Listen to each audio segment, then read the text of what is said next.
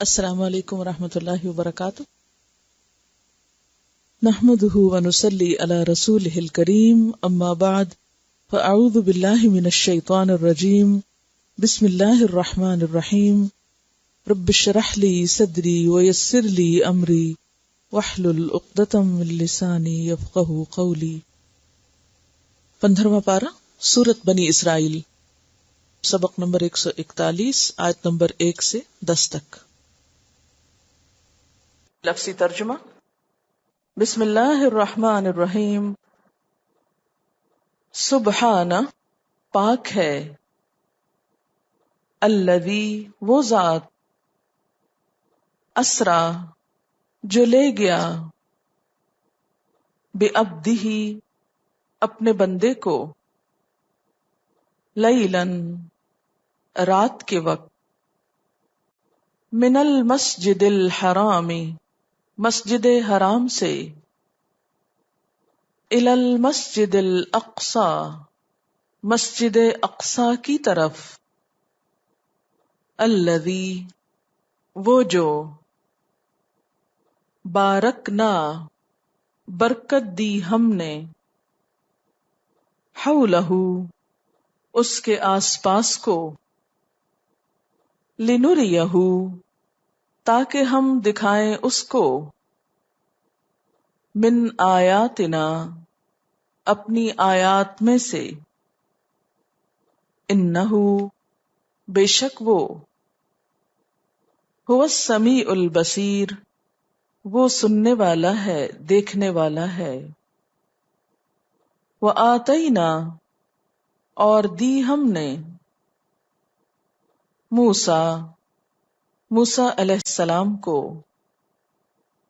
الکتاب، کتاب، وجعلناہ، اور بنایا ہم نے اس کو،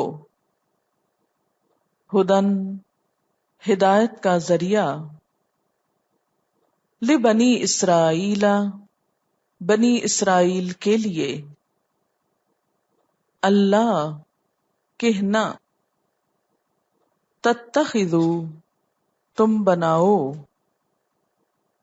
من دونی، میرے سوا، وکیلا، کارساز، ذریتا، اولاد ہو، من، جن کو، حملنا، سوار کیا ہم نے،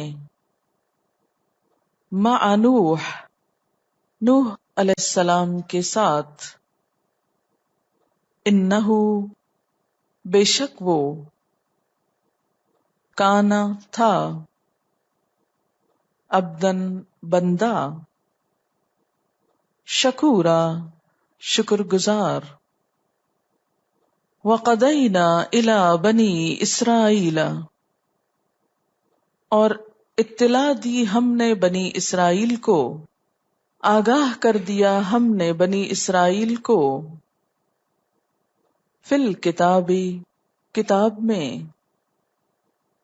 لتفسدن، البتہ تم ضرور فساد کرو گے، فی الارض، زمین میں،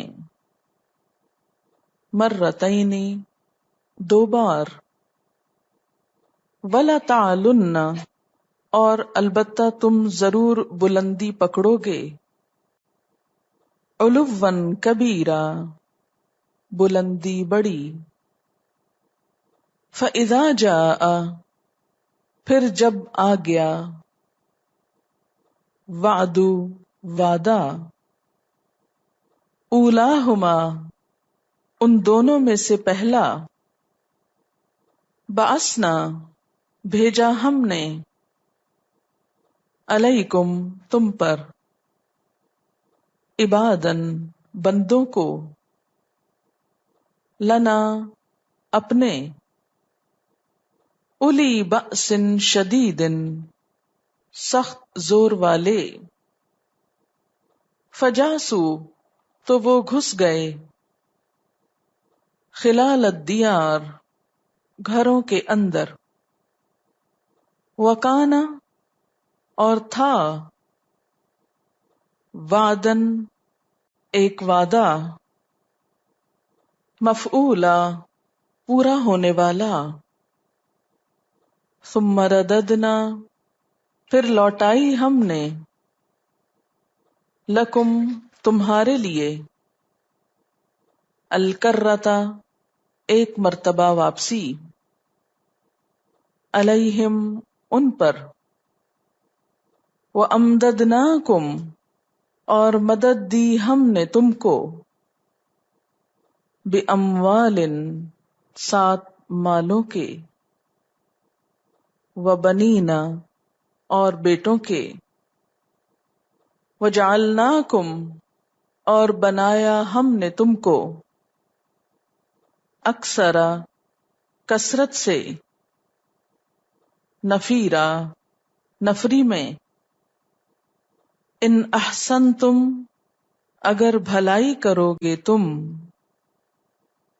احسنتم بھلائی کی تم نے، لِأَنفُسِكُمْ اپنے نفسوں کے لیے،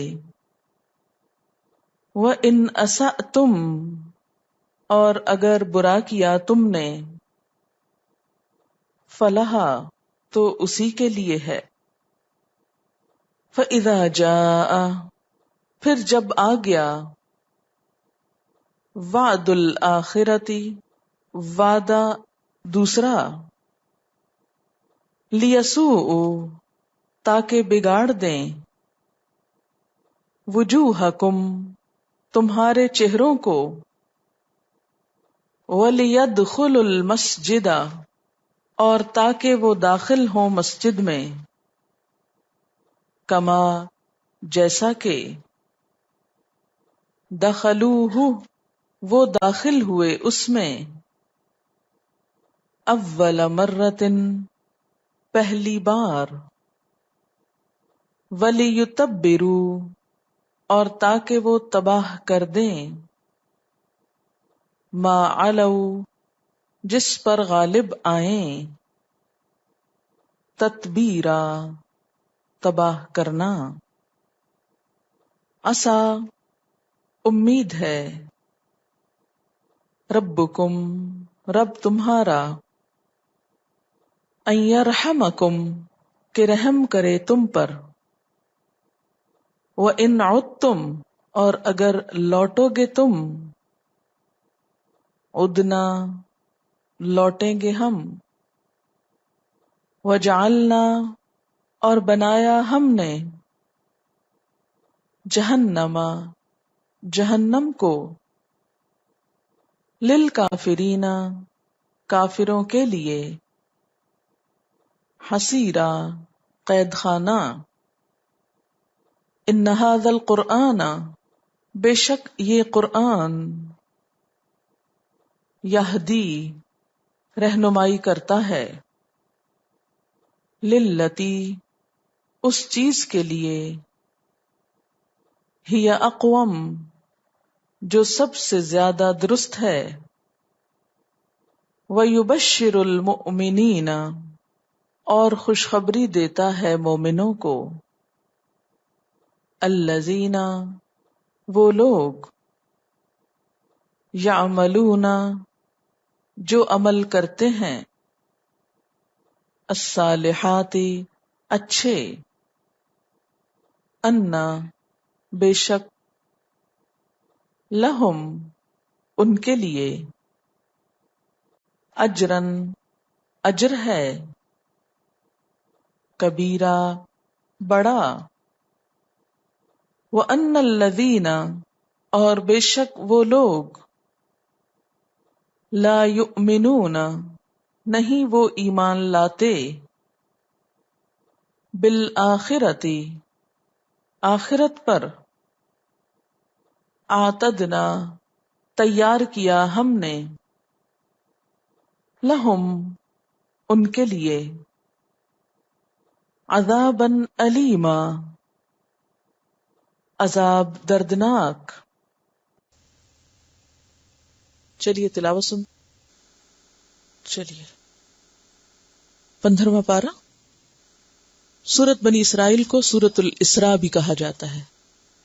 الاسراء واقع اسراء کی طرف نسبت کی وجہ سے، جو اس سورت کی پہلی آیت میں ذکر کیا گیا ہے. مکی سورت ہے، 111 آیات ہیں اور 12 رکوع ہیں. یہ سورت القصص کے بعد نازل ہوئی. حضرت عائشہ رضی اللہ تعالی عنہا سے روایت ہے، مسند احمد اور ترمذی کی روایت ہے کہ نبی صلی اللہ علیہ وسلم ہر رات سورت بنی اسرائیل اور سورت زمر پڑھا کرتے تھے. اسی طرح بخاری اور ابن مردویہ کی ایک روایت ہے ابن مسعود سے کہ آپ صلی اللہ علیہ وسلم نے فرمایا، یہ سورت یعنی بنی اسرائیل، سورہ کہف، مریم، طٰہٰ اور انبیاء، یہ میرے عتاق اول میں سے ہیں اور میرے تلاد میں سے ہیں. اب یہ جو دو لفظ ہیں یہ عربی کے ہیں. عتاق عتیق کی جمع ہے. عتاق عین سے، عتیق بیت العتیق نہیں. اور عتیق کا کیا معنی پڑا تھا؟ پرانا، جی قدیم. اور میرے تلاد سے، تلاد تالد کی جمع ہے جس کا معنی بھی قدیم مال ہوتا ہے، پرانا مال. تو کیا مراد ہے اس سے کہ یہ میرے پرانے مال میں سے ہیں، یعنی اول دور کی اترنے والی صورتوں میں سے ہیں اور ان میں گزشتہ زمانے کے حالات پائے جاتے ہیں. ٹھیک ہے، یعنی یہ صورتیں مکہ کے ابتدائی دور میں نازل ہوئیں، یعنی شروع میں نازل ہوئیں، اور باہم مشترک بھی ہیں، قریب کے دور میں نازل ہوئی. اور اسی طرح ان میں ایسے واقعات اور قصص موجود ہیں جو قدیم تاریخ سے متعلق ہیں. چلیے، سبحان الذی، پاک ہے وہ ذات. سبحانہ، سین بے حے سے. سبحن کا معنی ہوتا ہے ہوا یا پانی میں تیرنا، تیزی سے گزر جانا.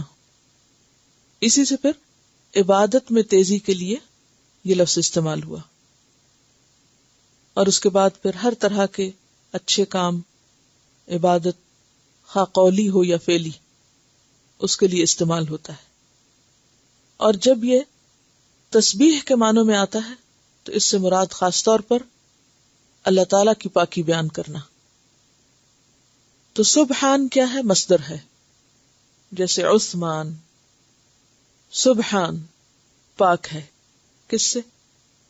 ہر کمزوری سے، ہر نقص سے، ہر عیب سے.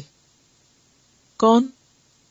الذی، وہ ذات، یعنی اللہ رب العزت کی ذات، اللہ رب العزت. سبحان الذی، پاک ہے وہ ذات، پاک ہے اللہ. اسرا، جو رات کے وقت لے گیا. اسرا کا لفظ سین رے یہ سے ہے، رات کے وقت سفر کرنا. اور جب اس کے بعد بے آئے، اسرا بے، تو معنی ہے سفر کرانا، لے جانا. اسرا بعبدہ، رات کے وقت لے گیا اپنے بندے کو. اور بندے سے مراد یہاں رسول اللہ صلی اللہ علیہ وسلم ہے. اور یاد رکھیے، عبد کا اطلاق روح اور جسم دونوں پر ہوتا ہے. خالی روح عبد نہیں ہوتی اور خالی جسم بھی عبد نہیں ہوتا. تو عبد کا لفظ کیا بتا رہا ہے کہ آپ صلی اللہ علیہ وسلم بنفس نفیس، جسم و جان کے ساتھ رات کے وقت ایک سفر پر روانہ ہوئے. لیلن، رات کے وقت. اسرا میں بھی رات کا لفظ پایا جاتا ہے، لیکن خاص طور پر تاکید ہے کہ رات ہی کو یہ سفر ہوا. اور لیلن اسم نکرہ ہے، اور نکرہ یہاں قلیل کے لیے، یعنی رات کے تھوڑے وقت میں، تھوڑی سی مدت میں، وقت کی کمی کی طرف اشارہ ہے. کہاں سے لے گیا؟ من المسجد الحرام، مسجد حرام سے. اور مسجد حرام کون سی جگہ؟ جہاں خانہ کعبہ ہے. خانہ کعبہ کے ارد گرد جو علاقہ ہے مسجد کا، اس سب پر اس کا اطلاق ہوتا ہے. اور روایات میں آتا ہے کہ آپ صلی اللہ علیہ وسلم مسجد حرام میں تھے، اور دوسری روایت کے مطابق حتیم میں تھے. حتیم کیا ہے؟ خانہ کعبہ کا وہ حصہ جس پر چھت نہیں، وہ اصل میں کعبہ کا حصہ ہی تھا، لیکن سامان تعمیر کی کمی کی وجہ سے اس کی دیواریں بلند نہ ہو سکی، پھر وہ ہمیشہ کے لیے ایسے ہی رہ گیا۔ حضرت انس رضی اللہ تعالیٰ عنہ مالک بن سعصع سے روایت کرتے ہیں، صاد عین ہا سعصع، کہ آپ صلی اللہ علیہ وسلم نے فرمایا، میں مسجد حرام کے اندر نیند اور بیداری کی درمیانی حالت میں تھا، یعنی کچھ جاگ رہا تھا کچھ سو رہا تھا، کہ جبریل علیہ السلام میرے پاس براق لے کر آئے۔ براق کیا ہوتا ہے؟ ایک سواری ہے، خاص سواری جو آپ کے لیے برق رفتاری سے آپ کو ایک جگہ سے دوسری جگہ لے گئی۔ دوسری روایت میں آتا ہے کہ میں حتیم میں لیٹا ہوا تھا اور ایک آنے والا میرے پاس آیا۔ بخاری اور مسلم کی روایات میں یہ بات پتہ چلتی ہے۔ تو من المسجد الحرامی، مسجد حرام سے، الی المسجد الاقصی، مسجد اقصی کی طرف۔ اقصی کا لفظ جو ہے یہ قاف صاد واو سے ہے۔ پیچھے آپ العدوۃ القصویٰ پڑھ چکے ہیں، دور کا کنارہ، پرلا کنارہ، سورۃ الانفال میں۔ تو مسجد اقصی چونکہ مسجد حرام سے دور ہے تو اس لیے اس کو کیا کہا جاتا ہے؟ دور کی مسجد۔ اور شاید اس وقت کے اعتبار سے یہ ایک آخری کنارے کی مسجد تھی اور اس سے آگے ابھی اور مساجد نہیں بنی تھی، بہرحال اللہ ہی بہتر جانتا ہے، لیکن پھر یہ مسجد اسی نام سے مشہور ہوئی، مسجد اقصی، دور کی مسجد۔ اور مسجد حرام حرمت والی مسجد، کیونکہ وہاں پر کسی کے ساتھ ظلم حرام ہے، کسی کو جسمانی تکلیف دینا، کسی کو مارنا، کسی کے ساتھ کوئی زیادتی کرنا، لڑنا جھگڑنا، حتیٰ کہ جانور کو بگانا یا اسے ڈرانا، کسی بھی قسم کا کسی بھی مخلوق کے لیے کوئی تکلیف دہ کام کرنا وہاں حرام ہے۔ تو من المسجد الحرام الی المسجد الاقصی، اور اس کو دور اس لیے بھی کہا گیا مسجد اقصی کو کہ اس دور میں مسجد حرام سے مسجد اقصی تک سفر کرنے کے لیے 40 دن درکار ہوتے تھے، 40 ڈیز میں پہنچتے تھے لوگ اونٹوں کا سفر کر کے۔ ابھی تو گھنٹے ڈیڑھ کی فلائٹ ہوتی ہے سر۔ الذی، وہ جو، بارکنا، برکت دی ہم نے، اور برکت کا لفظ پیچھے آپ پڑھ چکے ہیں، بے رے کاف سے ہے۔ برکہ کا مطلب کیا ہوتا ہے؟ اونٹنی کا بیٹھنا، کسی چیز کی کثرت۔ تو برکت دی ہم نے یعنی دینی اور دنیاوی دونوں اعتبار سے، حولہ، اس کے آس پاس کو، یعنی مسجد اقصی کے آس پاس کو، ارض شام کو، جہاں یہ مسجد واقع ہے، اس کی سراؤنڈنگ میں بہت برکت ہے، مادی اعتبار سے بھی کہ بکثرت وہاں نہریں ہیں، سبزہ ہے، پھل ہیں، زمین بہت اچھی ہے، موسم بہت اچھا ہوتا ہے، اور اس کے علاوہ دینی اعتبار سے بھی بہت بابرکت جگہ ہے، کیونکہ بہت سے انبیاء کا مولد و مسکن و مدفن وہ جگہ ہے۔ مولد کس کو کہتے ہیں؟ پیدائش کی جگہ، مسکن رہائش کی جگہ، اور مدفن دفن ہونے کی جگہ۔ لنریہ، تاکہ ہم اس کو دکھائیں، کس کو؟ اپنے بندے کو، یعنی محمد صلی اللہ علیہ وسلم کو دکھائیں۔ کیا دکھائیں؟ من آیاتنا، اپنی نشانیوں میں سے، عجائبات قدرت میں سے۔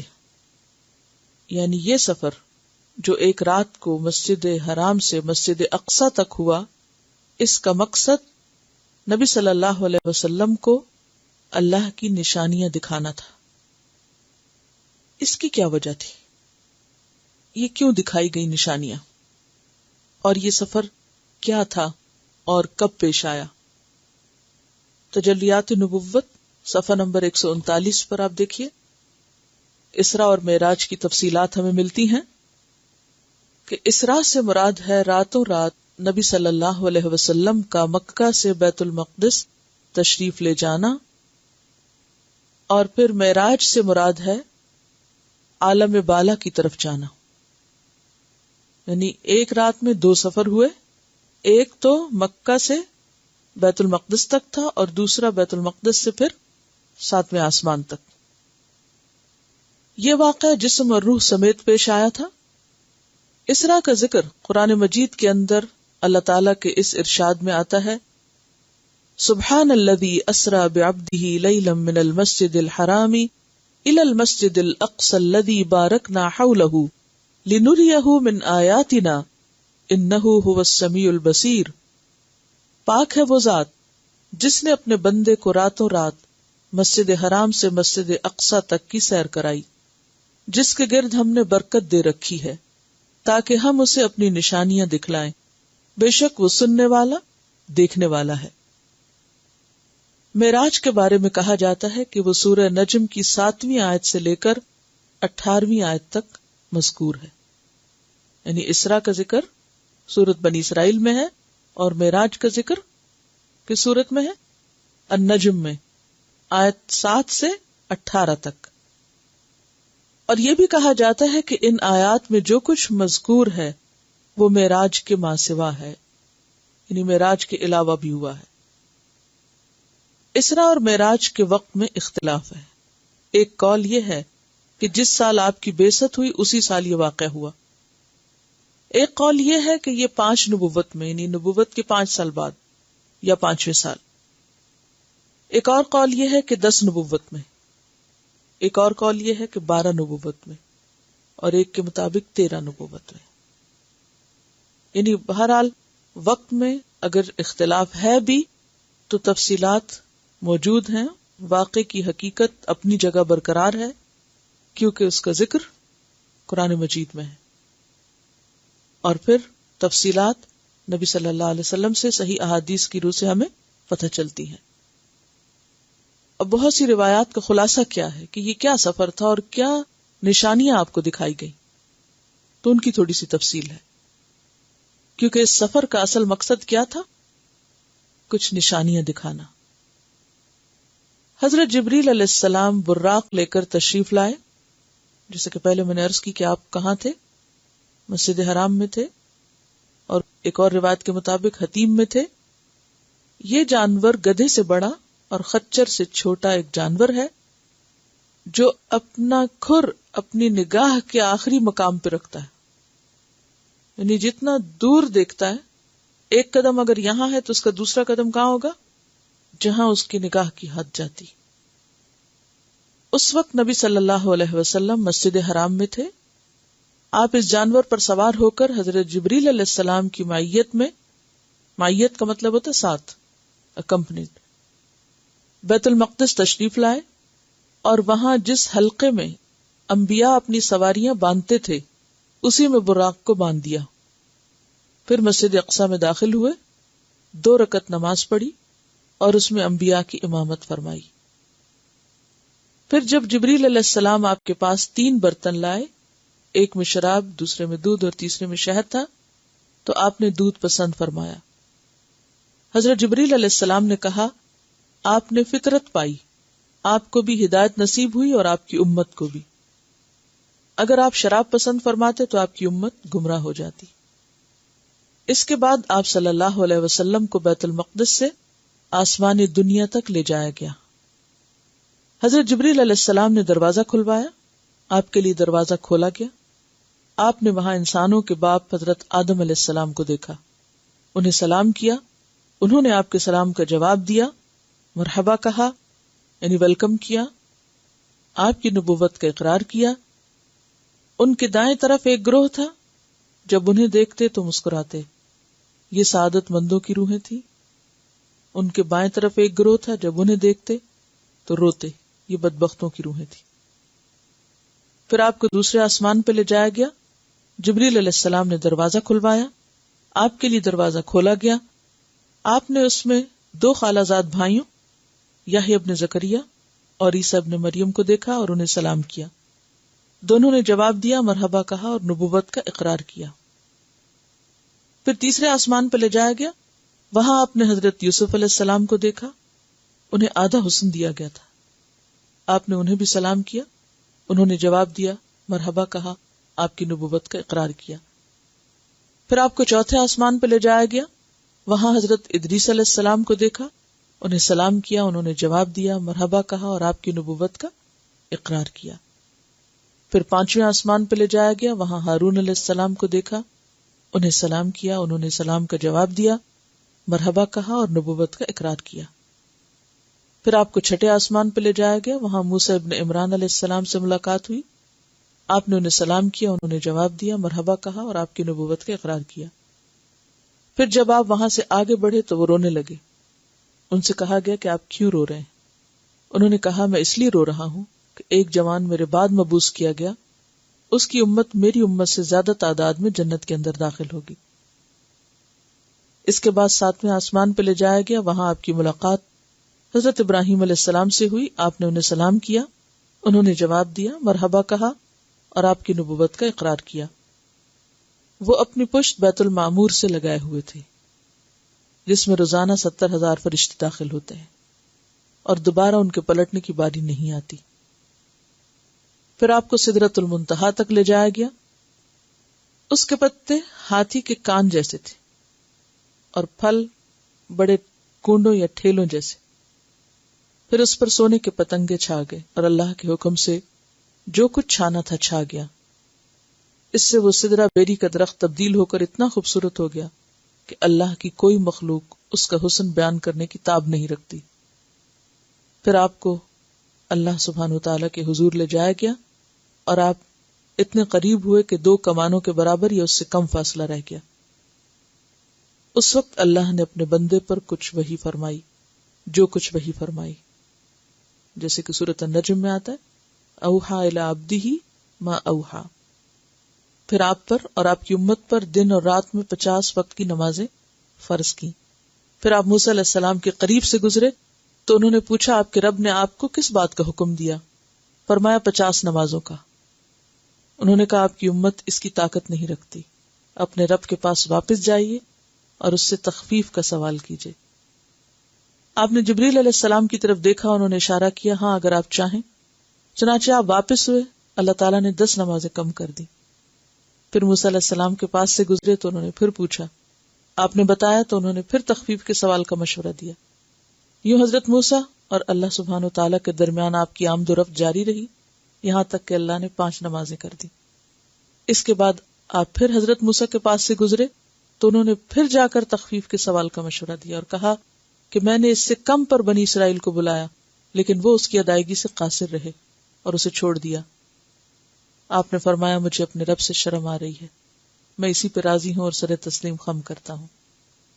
پھر جب آپ مزید کچھ دور تشریف لے گئے تو ندا آئی کہ میں نے اپنا فریضہ نافذ کر دیا اور اپنے بندوں سے تخفیف کر دی، وہ 5 نمازیں اور ثواب میں 50 کے برابر ہیں، میرے نزدیک بات بدلی نہیں جاتی۔ پھر اسی رات نبی صلی اللہ علیہ وسلم مکہ واپس تشریف لائے۔ جب صبح ہوئی اور آپ نے قوم کو ان بڑی بڑی نشانیوں کی خبر دی جو اللہ تعالیٰ نے آپ کو دکھائی تھی، یہ وہ نشانیاں جو آسمانوں پہ آپ نے دیکھی تھی، تو قوم کی تکذیب اور اذیت میں اور شدت آ گئی۔ کسی نے تالیاں بجائیں، کسی نے تعجب سے اپنے سر پہ ہاتھ رکھ لیا، کچھ لوگ حضرت ابوبکر کے پاس دوڑے آئے اور انہیں خبر دی۔ انہوں نے کہا اگر آپ نے یہ بات کہی ہے تو سچ کہی ہے۔ لوگوں نے کہا آپ بھی ان کی تصدیق کرتے ہیں؟ انہوں نے کہا میں تو اس سے بھی دور کی بات پر آپ کی تصدیق کرتا ہوں کہ آسمان سے صبح یا شام جو خبر آتی ہے میں اسے بھی سچا مانتا ہوں۔ اس پر آپ کا لقب صدیق پڑ گیا۔ پھر کفار نے اٹھ کر آپ کا امتحان لیا، پوچھا کہ آپ بیت المقدس کے اوصاف بیان کریں، یعنی ڈسکرائب کریں کہ کیسا ہے وہ۔ آپ نے اس سے پہلے بیت المقدس نہ دیکھا تھا اور نہ جانتے تھے، اور نہ اس رات کی نشانیاں ضبط کی، یعنی آپ نے وہ اتنا غور سے نہیں دیکھا تھا کہ آپ بتا سکیں، لیکن اللہ تعالیٰ نے آپ کے لیے روشن کر دیا اور آپ اس کی نشانیاں بتاتے گئے، یعنی سامنے لا دیا گیا۔ آپ نے ایک ایک دروازہ اور ایک ایک جگہ بتائی اور وہ آپ کی کوئی تردید نہ کر سکے، بلکہ یہ کہا کہ جہاں تک اوصاف کا تعلق ہے تو آپ نے بالکل ٹھیک ٹھیک بیان کیے ہیں۔ انہوں نے اپنے ایک قافلے کے متعلق بھی سوال کیا جو ملک شام سے آ رہا تھا۔ آپ نے اس قافلے کے اونٹوں کی تعداد، قافلے کے احوال، اس کے پہنچنے کا وقت اور جو اونٹ آگے آگے آ رہا تھا ان سب کی خبر دی، اور جیسے آپ نے بتایا تھا ویسا ہی ہوا، لیکن ان ظالموں نے کفر پر ہی اصرار کیا۔ اسراء کی صبح حضرت جبریل تشریف لائے اور رسول اللہ صلی اللہ علیہ وسلم کو 5 نمازوں کی کیفیت اور ان کے اوقات سکھائے، اور اس کی تفصیل بھی اسی صورت میں آئے گی۔ اس سے پہلے نماز صرف 2 رکعت صبح اور 2 رکعت شام تھی۔ اس سے پہلے نماز کیا تھی؟ 2 رکعت صبح اور 2 رکعت شام، لیکن اس کے بعد پھر 5 وقت کی نمازیں اور وہ حدیث جبریل جس میں وہ اوقات آتے ہیں وہ سکھائے۔ ٹھیک ہے۔ انہ هو السمیع البصیر، بے شک وہ سننے والا دیکھنے والا ہے، یعنی اللہ سبحانہ وتعالی لوگوں کی باتیں سن رہا تھا جب وہ نبی صلی اللہ علیہ وسلم کو جھٹلا رہے تھے، اور ان کے حالات دیکھ رہا تھا۔ تو اس آیت سے کیا بات پتہ چلتی؟ کیا سیکھا آپ نے؟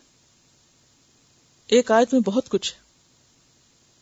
غیب پر ایمان، سب سے بڑی بات یہ ہے کہ اگر غیب پر ایمان ہو تو ان سب باتوں کو سمجھنا کچھ بھی مشکل نہیں، لیکن بہت سے لوگ جو اپنے معیار کے مطابق ان سب چیزوں کو دیکھتے ہیں تو بسا اوقات انہیں بات سمجھنے میں مشکل پیش آتی ہے۔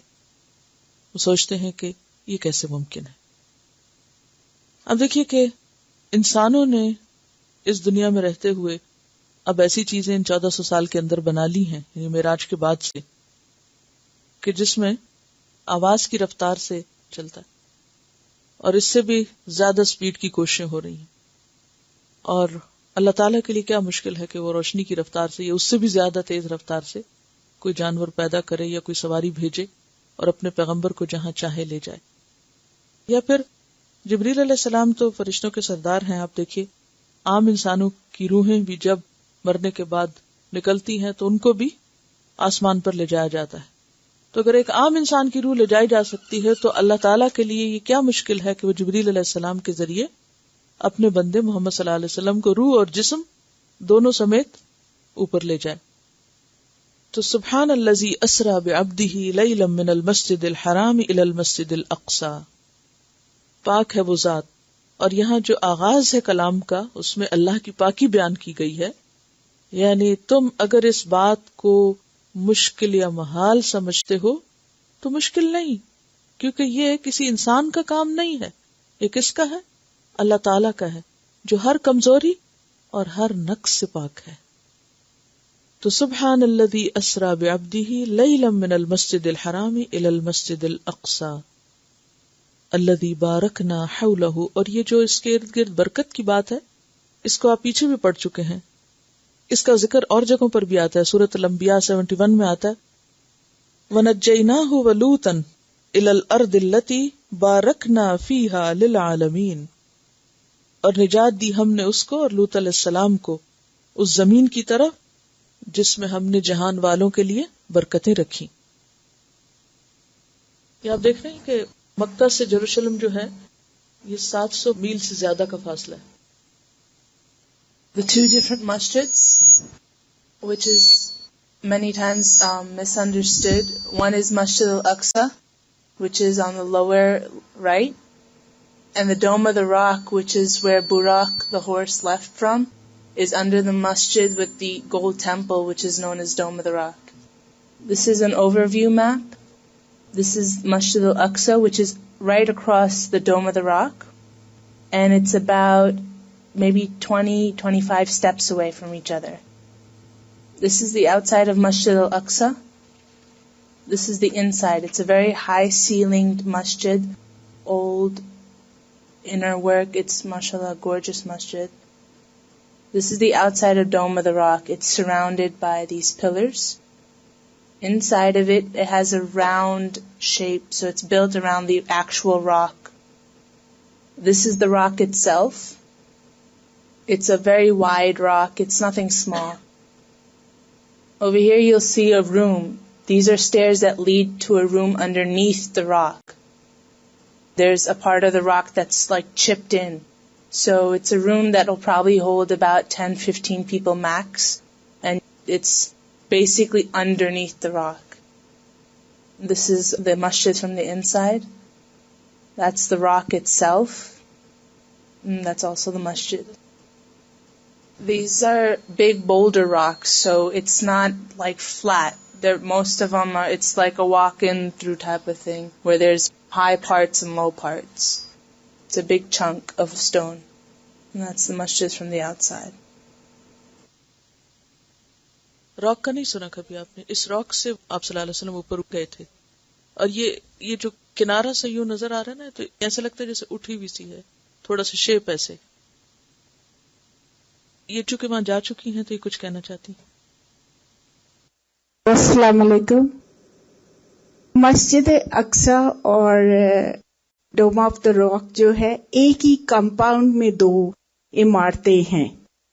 آپ یہ سوچ لیجئے جیسے بڑا سا صحن ہے، بادشاہی مسجد سوچ لیں، بالکل بادشاہی مسجد جیسے ہے ویسے ہی مسجد الاقصی ہے، اور اس کے جو انٹرنس ہے اس کے پاس ڈوم آف دا راک ہے.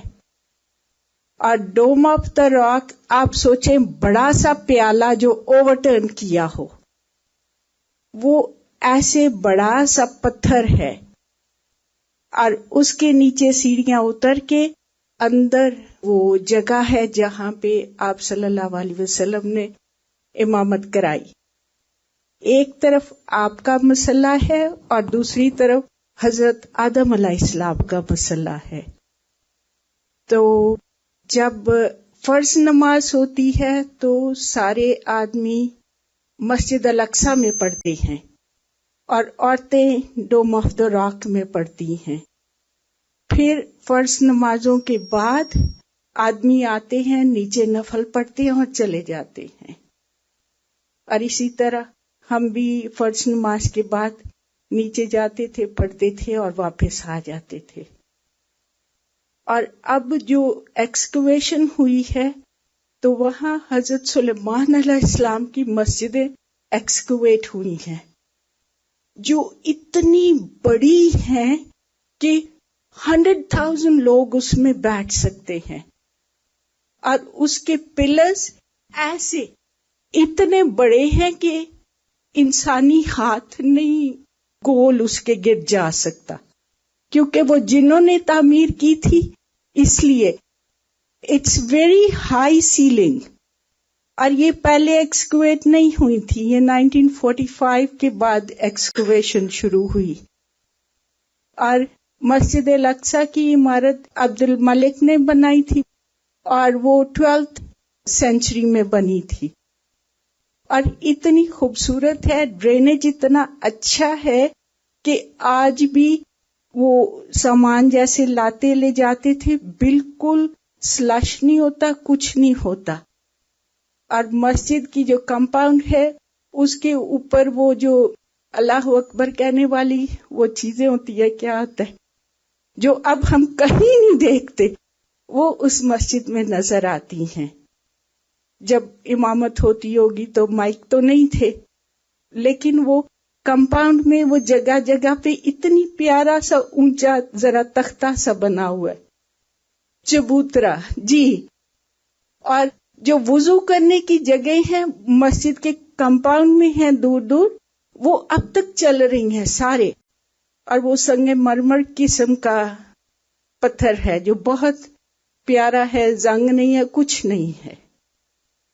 لیکن جو حیرت والی بات تھی، حضرت سلیمان علیہ السلام کی مسجد تھی، ہیکل، اور بالکل نیچے ایک کنواں ہے جسے وہ کہتے ہیں یہاں ہیکل تھا.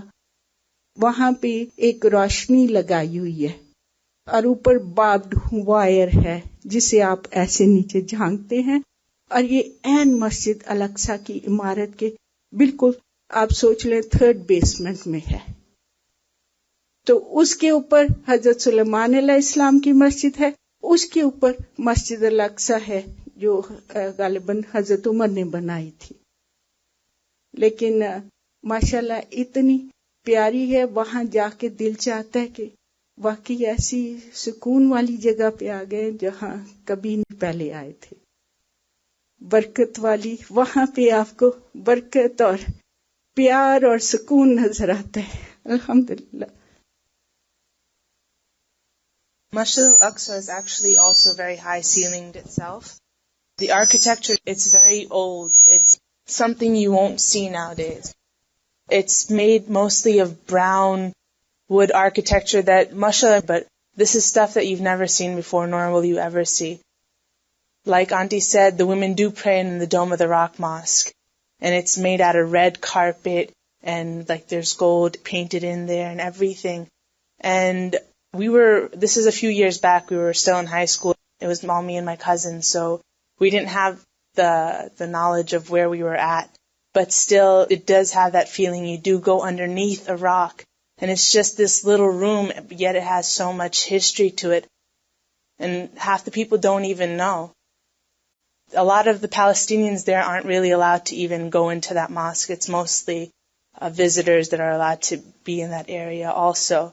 Besides that, you walk down, there's a fountain in between the two masjids.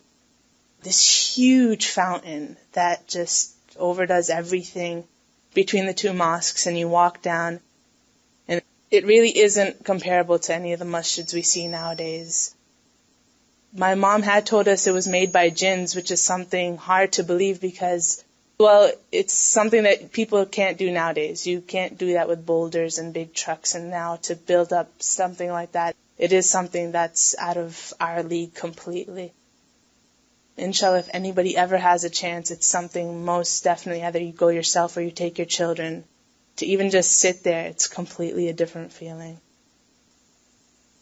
یہاں جن دو مسجدوں کا ذکر ہے اس میں مسجد حرام کو بھی اللہ تعالیٰ نے مبارک کہا، اور پھر مسجد اقصی کو، اور مکہ بھی ایک مبارک جگہ ہے، اسی طرح ارض فلسطین بھی ایک مبارک جگہ ہے.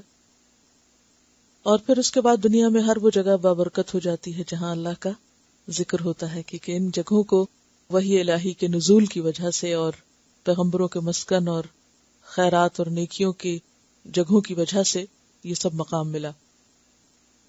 انہ هو السمیع البصیر، بے شک وہ سننے والا ہے، دیکھنے والا ہے. اور اگر اوور آل دیکھا جائے تو نبی صلی اللہ علیہ وسلم کو وہاں تک لے جانا اور پھر آپ کی قیادت میں تمام انبیاء کا نماز پڑھنا، یہ اس بات کی علامت ہے کہ باقی شریعتیں اب منسوخ ہیں اور آپ صلی اللہ علیہ وسلم آخری نبی اور امام الانبیاء ہیں. اور آج کے بعد تمام دنیا کے لوگوں کو ہدایت کے لیے نبی صلی اللہ علیہ وسلم اور آپ کی طرف بھیجی ہوئی کتاب قرآن مجید کی طرف رجوع کرنا ہوگا. اور اس اعلان کے لیے سب سے موزوں اور مناسب جگہ یہی تھی. یعنی یہ ایک طرح سے اعلان تھا کہ اب قیادت نبی صلی اللہ علیہ وسلم کے پاس ہے اور آپ کی امت کو یہ مقام دیا جا رہا ہے. امتاً وسطاً لتکونوا شہداء علی الناس، اور مکمل ضابطہ حیات قرآن حکیم کی شکل میں آپ کو عطا کر دیا گیا، جو رہتی دنیا تک کے لیے اللہ نے اس کی حفاظت کا ذمہ خود لیا، محفوظ رکھا. اور اس صورت میں آپ دیکھیں گے کہ قرآن مجید کا ذکر بھی کثرت سے آپ کو ملے گا. اور فلسطین چونکہ بہت سے انبیاء کا مقام تھا، اس لیے اللہ تعالیٰ نے اس فیصلے کے لیے اسی جگہ کا انتخاب کیا. اور پھر وہیں سے آپ کا سفر معراج کی طرف ہوا، جو اس بات کی طرف اشارہ ہے کہ اللہ تعالیٰ نے نبی صلی اللہ علیہ وسلم کو بلند ترین مقام عطا کیا اور اپنا خاص قرب نصیب فرمایا. وَآتَيْنَا مُوسَى الْكِتَابَ، اور دی ہم نے موسیٰ علیہ السلام کو کتاب. کون سی؟ تورات. وَجَعَلْنَاهُ، اور بنایا تھا ہم نے اس کو یعنی کتاب کو، ہدن ہدایت کا ذریعہ. کس کے لیے؟ لبنی اسرائیل، بنی اسرائیل کے لیے. یعنی کتاب موسیٰ تورات ہدایت کا ذریعہ تھی لیکن ایک خاص قوم کے لیے، جبکہ قرآن مجید ہدایت کی کتاب ہے تمام انسانوں کے لیے، ہدی للناس. اور اس کتاب میں لوگوں کو کیا تلقین کی گئی تھی؟ اللہ تتخذوا، کہ نہ تم بناؤ، من دونی میرے سوا، وکیلا کوئی کارساز. یعنی اللہ کے سوا کسی کو اپنا کارساز اور مددگار نہ سمجھو. وکیل کا لفظ واو کاف لام سے ہے. وہ جس کو مددگار سمجھ کر انسان اپنے سارے امور معاملات اس کے سپرد کر دے، اسے اپنے معاملات کا مالک و مختار بنا دے. تو اس آیت سے پتہ یہ چلتا ہے کہ اللہ تعالیٰ نے موسیٰ علیہ السلام کو کتاب دی اور اسے بنی اسرائیل کی ہدایت کا ذریعہ بنایا، اور اس میں خاص تاکید کیا کی کہ اللہ ہی کو اپنا کارساز سمجھو. موسیٰ علیہ السلام کو اس کتاب کے دیے جانے کا ذکر قرآن مجید میں اور جگہوں پر بھی آتا ہے. مثلا سورۃ الانعام 154 میں آتا ہے ثم آتینا موسیٰ الکتاب تماما علی الذی احسن وتفصیلا لکل شیء. اور پھر یہ کتاب الواح میں لکھی ہوئی تھی، پتھر کی تختیوں پر انگریوڈ تھی. وَكَتَبْنَا لَهُ فِي الْأَلْوَاحِ مِنْ كُلِّ شَيْءٍ مَوْعِظَةً وَتَفْصِيلًا لِكُلِّ شَيْءٍ. تو اس سے کیا پتہ چلتا ہے کہ ہدایت کے لیے اللہ نے اس کتاب کو بھی ایک تفصیلی کتاب بنایا تھا، لیکن حاملین کتاب نے اس کتاب کے اندر بہت سی تحریفات کر دی.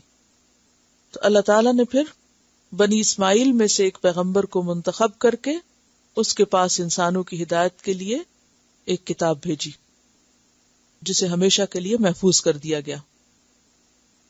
اور جہاں تک اس بات کا تعلق ہے کہ ہدایت کا اصل نقطہ کیا تھا، توحید، اللہ کو وکیل ماننا کیا معنی رکھتا ہے کہ سب کچھ وہی ہے. جیسا کہ نبی صلی اللہ علیہ وسلم کو بھی حکم دیا گیا سورۃ المزمل میں بالکل ابتدائی دور کی صورتوں میں، رب المشرق والمغرب لا الہ الا ھو فاتخذہ وکیلا. اور سورۃ التوبہ میں کیا کہا گیا آخری آیت میں، فَإِن تَوَلَّوْا فَقُلْ حَسْبِيَ اللَّهُ لَا إِلَٰهَ إِلَّا هُوَ عَلَيْهِ تَوَكَّلْتُ وَهُوَ رَبُّ الْعَرْشِ الْعَظِيمِ. اور یہ ایک حقیقت ہے کہ جو بندہ اللہ پر بھروسہ کرتا ہے، توکل کرتا ہے، اللہ اس کے لیے کافی ہو جاتا ہے. وَمَن يَتَوَكَّلْ عَلَى اللَّهِ فَهُوَ حَسْبُهُ.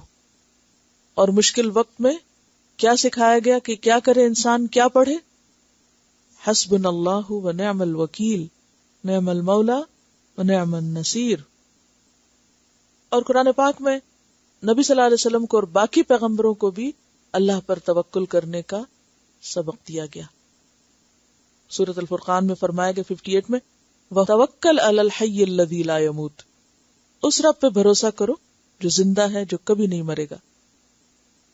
اور سورۃ ابراہیم میں آپ پڑھ چکے ہیں آیت 11 اور 12 میں کہ پیغمبروں نے کیا کہا، وَمَا لَنَا أَلَّا نَتَوَكَّلَ عَلَى اللَّهِ،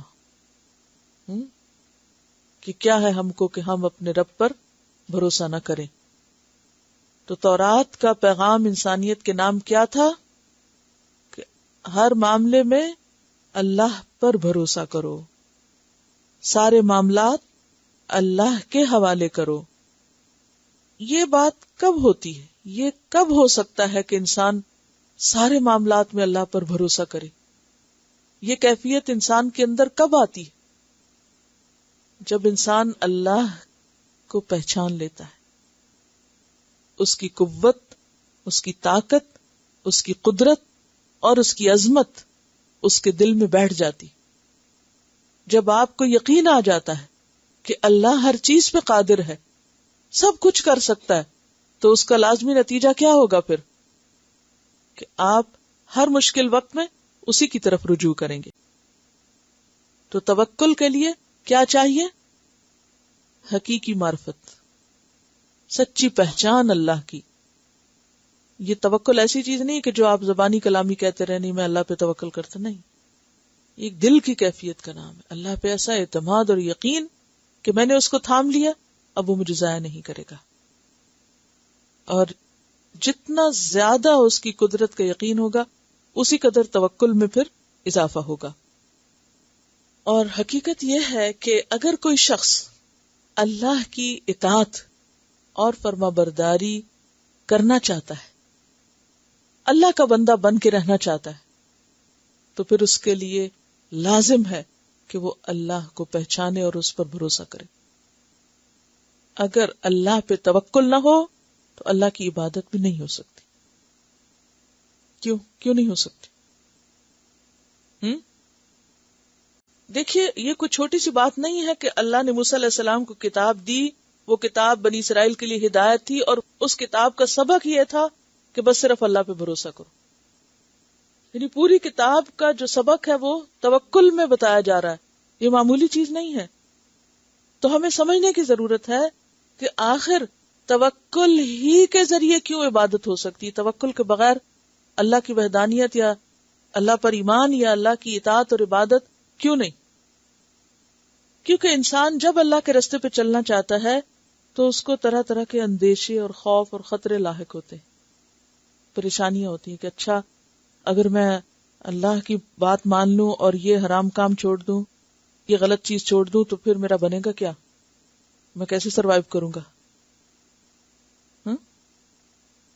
یا یہ کہ میں اللہ کے راستے میں نکلوں گا، فلاں میری مخالفت کرے گا، فلاں مجھے نقصان پہنچانا چاہے گا، پھر تو میرا دنیا میں گزارا ہی مشکل ہے. تو انسان کیا کرے گا؟ پھر اطاعت کرے گا اللہ کی؟ عبادت کر سکے گا؟ بات مان سکے گا؟ نہیں مان سکے گا، کیونکہ وہ ڈرے گا اس بات سے کہ ہاں اگر میں نے سچ کہہ دیا تو مجھے یہ نقصان ہو جائے گا، اگر میں نے حق بات کر دی تو میرا یہ دنیا کا فائدہ گڑبڑ ہو جائے گا، اور اسی طرح کے بہت سے خوف خطرے اور اندیشے. خود آپ دیکھیے کہ نبی صلی اللہ علیہ وسلم پر جن حالات میں یہ صورت نازل ہوئی وہ کیسی مخالفت کا دور تھا. تو اللہ کا پیغام پہنچانے میں کیسے کیسے خطرات لاحق تھے. آج تو ہم اللہ کی بات کرتے ہیں کھلے عام، کوئی نہیں پوچھتا، آپ جتنی مرضی اللہ کی عبادت کریں. لیکن مکہ کے وہ حالات جس میں یہ صورت نازل ہوئی، اس میں اللہ کا نام لینا، لا الہ الا اللہ کہنا بہت مشکل کام تھا، آسان نہیں تھا، شدید مخالفت تھی. اور جسے پچھلے دنوں آپ کو حضرت عمار اور حضرت یاسر اور ان سب کے حالات بتائے گئے، تو یہ سب کیا تھا؟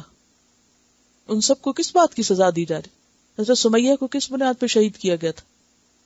لا الہ الا اللہ کہنے پر. بلال کو کیوں ستایا جاتا تھا؟ لا الہ الا اللہ کہنے پر. تو بات یہ ہے کہ ان سب کے لیے پچھلے انبیاء کے واقعات میں کیا تھا؟ ایک تسکین تھی، ایک تثبیت قلب تھی. اور خلاصہ اور سبق یہ ہے کہ اگر کوئی شخص حقیقی معنوں میں اللہ کی عبادت کرنا چاہتا ہے تو وہ توکل کے بغیر ممکن نہیں کہ آپ اپنے سارے معاملات پھر اللہ پہ ڈال دیں، اس کے سپرد کر دیں اور اس پر بھروسہ کر کے قدم بڑھائیں. جو اس پہ بھروسہ کر لیتا وہ ہر طرح کے خطرات میں کود پڑتا ہے. ذریتا، اس سے پہلے یا محذوف ہے، یا ذریتا.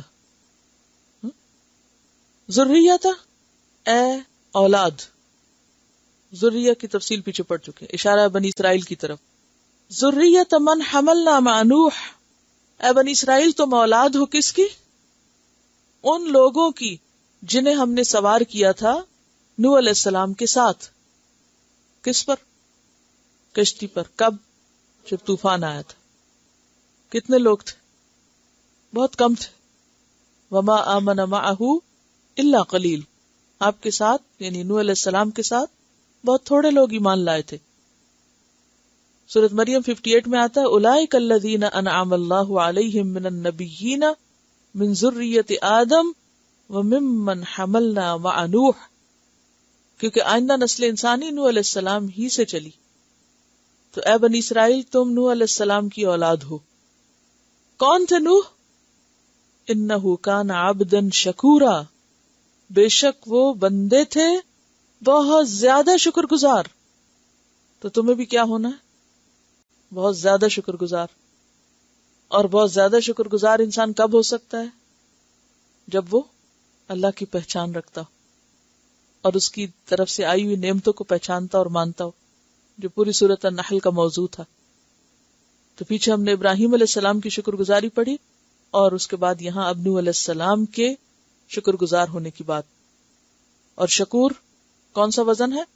فعول کا. فعول کس کا وزن ہے؟ مبالغے کا. بہت زیادہ شکر کرنے والے. یعنی ایک ہوتا عام شاکر شکر گزار، اور جب شکور ہو تو اس کا کیا معنی ہے؟ بہت ہی زیادہ شکر گزار، قدم قدم پر لمحے لمحے اللہ کے شکر گزار. تو اے بنی اسرائیل تم وہ لوگ ہو جن کو ہم نے نوح علیہ السلام کے ساتھ سوار کیا تھا، یعنی ان کی اولاد ہو. اور نوح علیہ السلام بہت شکر گزار بندے تھے. وَقَضَيْنَا إِلَىٰ بَنِي إِسْرَائِيلَ، اور ہم نے فیصلہ کر لیا تھا بنی اسرائیل کی طرف. اور قضا الہ کا معنی ہوتا ہے کسی کو کچھ بتانا. قضا الہ کا کیا معنی؟ کسی کو بتانا، خبردار کرنا، خبر دینا اور وضاحت کے ساتھ بتا دینا. ویسے تو قضا کا معنی ہوتا ہے نا فیصلہ کرنا، تو فیصلہ بھی کیا جاتا ہے؟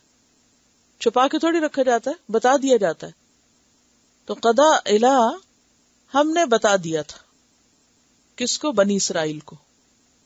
کہاں بتایا تھا؟ فی الکتاب، کتاب میں. اور کتاب سے مراد یہاں تورات ہے. کیا بتا دیا تھا؟ لَتُفْسِدُنَّ، البتہ تم ضرور فساد کرو گے. اے بنی اسرائیل تم ضرور ضرور فساد کرو گے. کیونکہ اللہ تعالیٰ کو تو آئندہ کے سب حالات پتہ ہے. فی الارض، زمین میں. اور زمین سے مراد یہاں ارض شام ہے، یعنی فلسطین. اور فساد سے مراد دینی بگاڑ ہے کہ اے بنی اسرائیل تمہارے اندر دینی بگاڑ آئے گا. مرتین، 2 بار، یعنی بہت بڑا فساد. یہ 2 بار کون سے تھے؟ اس میں مفسرین نے بہت سی آراء ظاہر کی، لیکن عام طور پر مفسرین جس طرف گئے ہیں وہ کیا ہے؟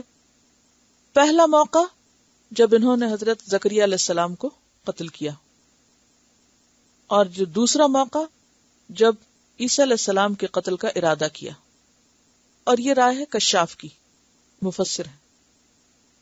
اور یہ وہ مواقع ہیں کہ جب انہوں نے تورات پر عمل کرنا چھوڑ دیا تھا، تورات کو پس پش ڈال دیا تھا. کیونکہ کسی بھی آسمانی کتاب کی حامل قوم میں بگاڑ اس وقت آتا ہے جب وہ اصل پیغام کو پیٹ پیچھے ڈال دیتی، بھلا دیتی. یعنی کوئی بھی امت کب فساد کا شکار ہوتی ہے، اور فساد سے کیا مراد؟ اخلاقی خرابیاں، آپس کی لڑائیاں، جھگڑے، فتنے، فساد. یہ کب ہوتا ہے؟ جب اصل چیز بھول جاتی، اصل کرنے کا کام چھوٹ جاتا ہے. تو ہم نے بتا دیا تھا کہ تم ضرور فساد کرو گے زمین میں 2 بار. اور آپ دیکھیے کہ کس قدر فساد کے انبیاء تک کو قتل کر ڈالا انہوں نے، جس کی تفصیلات آپ پیچھے پڑ چکے. جو انہیں خیر کی بات بتاتا اسی کا خاتمہ کر دیتے. وَلَتَعْلُنَّ، اور البتہ تم ضرور چڑھ جاؤ گے. تعلو کا لفظ جو ہے نا علوب سے ہے، عین لام واو، اور مراد ہے سرکشی کرنا. تم ضرور سرکشی کرو گے. علوًا، سرکشی، کبیرہ، بڑی. اور اس سے کیا مراد ہے سرکشی سے؟ اللہ کی اطاعت نہ کرنا اور بندوں پہ ظلم کرنا. تو تورات موسیٰ علیہ السلام پر نازل کی گئی تھی، اور اس تورات میں یہ بتا دیا گیا تھا کہ موسیٰ علیہ السلام کے بعد تم زمین میں اس کتاب کو چھوڑ کر بھول کر فساد کرو گے. اور اس کی تفصیلات بہت سی کتابوں میں ملتی ہیں جن میں جانے کا اس وقت موقع نہیں. مثلاً پرانے عہد نامے میں، اولڈ ٹیسٹامنٹ میں زبور، یسعیاہ، یرمیاہ اور حزقیل کی کتابوں میں تفصیلات ہیں. اور اسی طرح نیو ٹیسٹامنٹ میں لوقا وغیرہ کی انجیلوں میں تفصیلات موجود ہیں، متی اور لوقا میں. تو اللہ سبحانہ و تعالی نے نبی صلی اللہ علیہ وسلم کو مسجد حرام سے مسجد اقصی تک کی سیر کرائی، یعنی وہاں تک لے گئے تاکہ آپ کو نشانیاں دکھائی جائیں، پچھلی قوموں کی تاریخ دکھائی جائے، تاریخی مقامات دکھائے جائیں. اور خاص طور پر وہ نشانی جو بیت المقدس سے متعلق ہے. اور وہ کیا نشانی تھی؟ کہ بنی اسرائیل نے جب اللہ کی کتاب چھوڑی تو ان کے ساتھ پھر کیا ہوا اور کس علاقے میں ہوا. اس میں ہم سب کے لیے کیا سبق ہے کہ جو بھی قوم، مثلاً ہم لوگ اگر اللہ کی کتاب کو چھوڑیں گے، بھولیں گے، تو ہمارے اندر بھی وہی اخلاقی زوال آ جائے گا جو کہ اب نظر آتا ہے. جس مقام اور جس سٹیج تک ہم پہنچ گئے ہیں بالکل واضح، آبویس ہے. پچھلی اقوام نے بھی ایسا ہی کیا اور آئندہ بھی جو ایسا کرے گا، یعنی اللہ کی کتاب کے حقوق جو قوم بھی نہیں دے گی، اس کے اندر یہ فساد اور یہ سرکشی اور ایک دوسرے کے ساتھ ظلم و ستم ہوتا رہے گا. فَإِذَا جَاءَ وَعْدُ أُولَاهُمَا، پھر جب آ گیا ان دو میں سے پہلے وعدے کا وقت. پہلے وعدے سے مراد یہاں فساد کا پہلا موقع. بَعَثْنَا عَلَيْكُمْ، بھیجے ہم نے تم پر، عباد لنا، بندے اپنے، عام بندے. اشارہ ہے 586 قبل مسیح کے اس واقعے کی طرف جس میں بابل کے حکمران بخت نصر نے بنی اسرائیل کی تباہی کی. اور قتادہ نے کہا کہ جالوت اور اس کا لشکر مراد ہے. بعثنا علیکم عباد لنا، ہم نے اپنے بندے تم پر بھیجے. بعث الہ کا مطلب ہوتا ہے کسی کو نبی بنا کے بھیجنا، اور بعث علی کا مطلب ہوتا ہے کسی کے پاس کسی کو بطور سزا بھیجنا. نبوت جو ہے وہ رحمت کی علامت ہے، بعث الہ. اور بعث علی کیا ہے؟ سزا کی علامت. یعنی تمہیں سزا دینے کے لیے، مزہ چکھانے کے لیے، اس فساد اور ظلم کے نتیجے میں شامت لانے کے لیے ہم نے کیا کیا؟ اپنے بندے بھیجے. یعنی ساری مخلوق اللہ ہی کی ہے نا. الی بأسن، قوت والے. بأس کا لفظی معنی کیا ہوتا ہے؟ قوت، زور، شدت، خوف، عذاب، جنگ. تو بأس اور بأسا میں کیا پایا جاتا ہے؟ سختی، ناگواری. تو الی بأسن، بہت جنگجو قسم کے لوگ بھیجے، بہت سخت ظالم قسم کے لوگ. شدیدن، سخت. فجاسو، تو وہ گھس گئے. جاسو کا لفظ جو ہے جیم واو سین سے ہے. کسی چیز کے درمیان تک جا پہنچنا، کسی چیز کی طلب میں انتہا کو پہنچنا. فساد اور لوٹ کے لیے گھروں میں گھس جانا. تو جاسو، وہ گھس گئے. خلال الدیار، خلال خلل کی جمع ہے، درمیان، بیچ. خلل اندازی کا لفظ اردو میں پڑھتے ہیں نا آپ، خلل. اور دانتوں کے بیچ کا جو وقفہ ہوتا ہے اس کو بھی کیا کہتے ہیں؟ خلال. اور وضو کرتے وقت مرد حضرات داڑھی کو دھوتے نہیں بلکہ اس کا خلال کرتے. اسی طرح انگلیوں کا بھی خلال کیا جاتا ہے. تو خلل کہتے ہیں دو چیزوں کے بیچ کے وقفے کو، یعنی اندر جانے کے لیے. تو خلال درمیان یا بیچ میں. الدیار، دیار دار کی جمع ہے، گھروں کے بیچ میں، یعنی آبادیوں میں گھس گئے. تمہارے علاقے میں آ کر تمہاری شامت لائے، لوٹ مار کی انہوں نے. وَكَانَ وَعْدًا مَفْعُولًا، اور تھا ایک وعدہ کیا ہوا. مفعول یعنی وہ چیز جو ہو گئی، ہونے والی چیز تھی اور یہ ہو گیا. اور اس کے بارے میں ہم تاریخ میں تفصیلات پڑھتے ہیں کہ ہوا یہ کہ بنی اسرائیل جو تھے وہ موسیٰ علیہ السلام کے بعد ان کے پاس کتاب بھی تھی اور فرعون سے انہیں نجات ملی تھی. اور آپ نے پیچھے پڑھا کہ جب فرعون سے نجات پانے کے بعد یہ میدان تی میں آئے تو وہاں پر انہوں نے دیکھا کہ کچھ لوگ گائے کی پوجا کر رہے ہیں. تو انہوں نے بھی موسیٰ علیہ السلام سے کہا کہ ہمارے لیے بھی ایک ایسا ہی خدا بنا دو، ایسا ہی بت چاہیے ہمیں. انہوں نے ان کو سمجھایا اور اس کے بعد اللہ تعالیٰ نے ان کو 40 راتوں کے لیے کوہ طور پہ بلا لیا اور وہاں کتاب دی. پیچھے سے بنی اسرائیل میں جو سامری شخص تھا اس نے بچڑا بنا کے لوگوں کو اس کی عبادت پہ اکٹھا کر لیا. ہارون علیہ السلام نے سمجھانے کی کوشش کی لیکن یہ نہ مانے. بہرحال موسیٰ علیہ السلام واپس آئے اور شدید غضبناک ہوئے. اس کی ساری تفصیلات اب قریب انشاءاللہ سورۃ مریم اور سورۃ طٰہٰ میں تفصیلاً آئیں گی کہ انہوں نے کیا کیا اور کیسے ہوا. اس کے بعد یہ تھا کہ یہ 40 سال تک اس میدان تی میں گھومتے رہے اور اللہ تعالیٰ نے پھر موسیٰ علیہ السلام کو اس دوران اٹھا لیا. اصل میں جب یہ مصر سے نکلے تھے تو جانا تو ان کو واپس اپنے علاقے میں تھا نا، جو فلسطین کا علاقہ تھا یا جہاں سے یہ گئے تھے مصر کی طرف. لیکن بچڑے کی عبادت کی وجہ سے اور اللہ کی نافرمانی کی وجہ سے ان کا یہ داخلہ جو تھا اس وقت اس بستی میں مؤخر ہو گیا. اور جب انہیں کہا گیا کہ وہاں پر داخل ہو جائے تو بھی انہوں نے کیا کہا موسیٰ علیہ السلام سے اذهب انت وربک فقاتلا انا ہاہنا قاعدون، کہ وہاں تو بہت سخت قسم کے لوگ ہیں، ان فیہا قوما جبارین وانا لن ندخلها، بہت ظالم لوگ ہیں وہاں اور ہم وہاں ہرگز نہیں جا سکتے. بہرحال موسیٰ علیہ السلام تو دنیا سے رخصت ہوئے، پھر ان کے جو شاگرد تھے اور وہ بھی پیغمبر بنے، یوشع بن نون کی قیادت میں یہ قوم وہاں داخل ہوئی. بہرحال وہاں پہنچنے کے بعد ان کو اپنا علاقہ واپس ملا، رہنے بسنے لگے. اور ہونا تو یہ چاہیے تھا کہ ان کے پاس کتاب ہدایت تھی، یہ دوسرے لوگوں کے لیے ہدایت کا سامان بنتے، لیکن ان کے اندر سے وہ جو شرک کی خو تھی، یا وہ جو غلامی کے سال انہوں نے گزارے تھے، یا مصریوں سے جو مشرکانہ رسمیں ان کے آباء و اجداد کے رگوں پے میں بس گئی تھی، کچھ ان کا اثر اور کچھ ویسے بھی اللہ کی کتاب کو بھولنے کی وجہ سے پھر ان کے اندر شدید قسم کی خرابیاں پیدا ہوئیں، اور وہی فساد جس کا ذکر پیچھے آتا ہے، یعنی دینی بگاڑ پیدا ہوا. اس دینی بگاڑ کے سزا کے طور پر اللہ نے ان پر بخت نصر کو مسلط کیا، اور کہا یہ جاتا ہے کہ اس نے آ کر ان کے اوپر اپنا تسلط پہلے قائم کیا، یعنی ظلم و ستم اس طرح نہیں کیا کہ ان کے اندر داخل ہو جائے، آ کے ان کو قبضے میں لے لیا، اور انہی کے شاہی خاندان میں سے ایک شخص ان پر نمائندہ بنایا اپنا، یعنی یہود میں سے ہی ایک شخص کو ان کا ذمہ دار بنایا.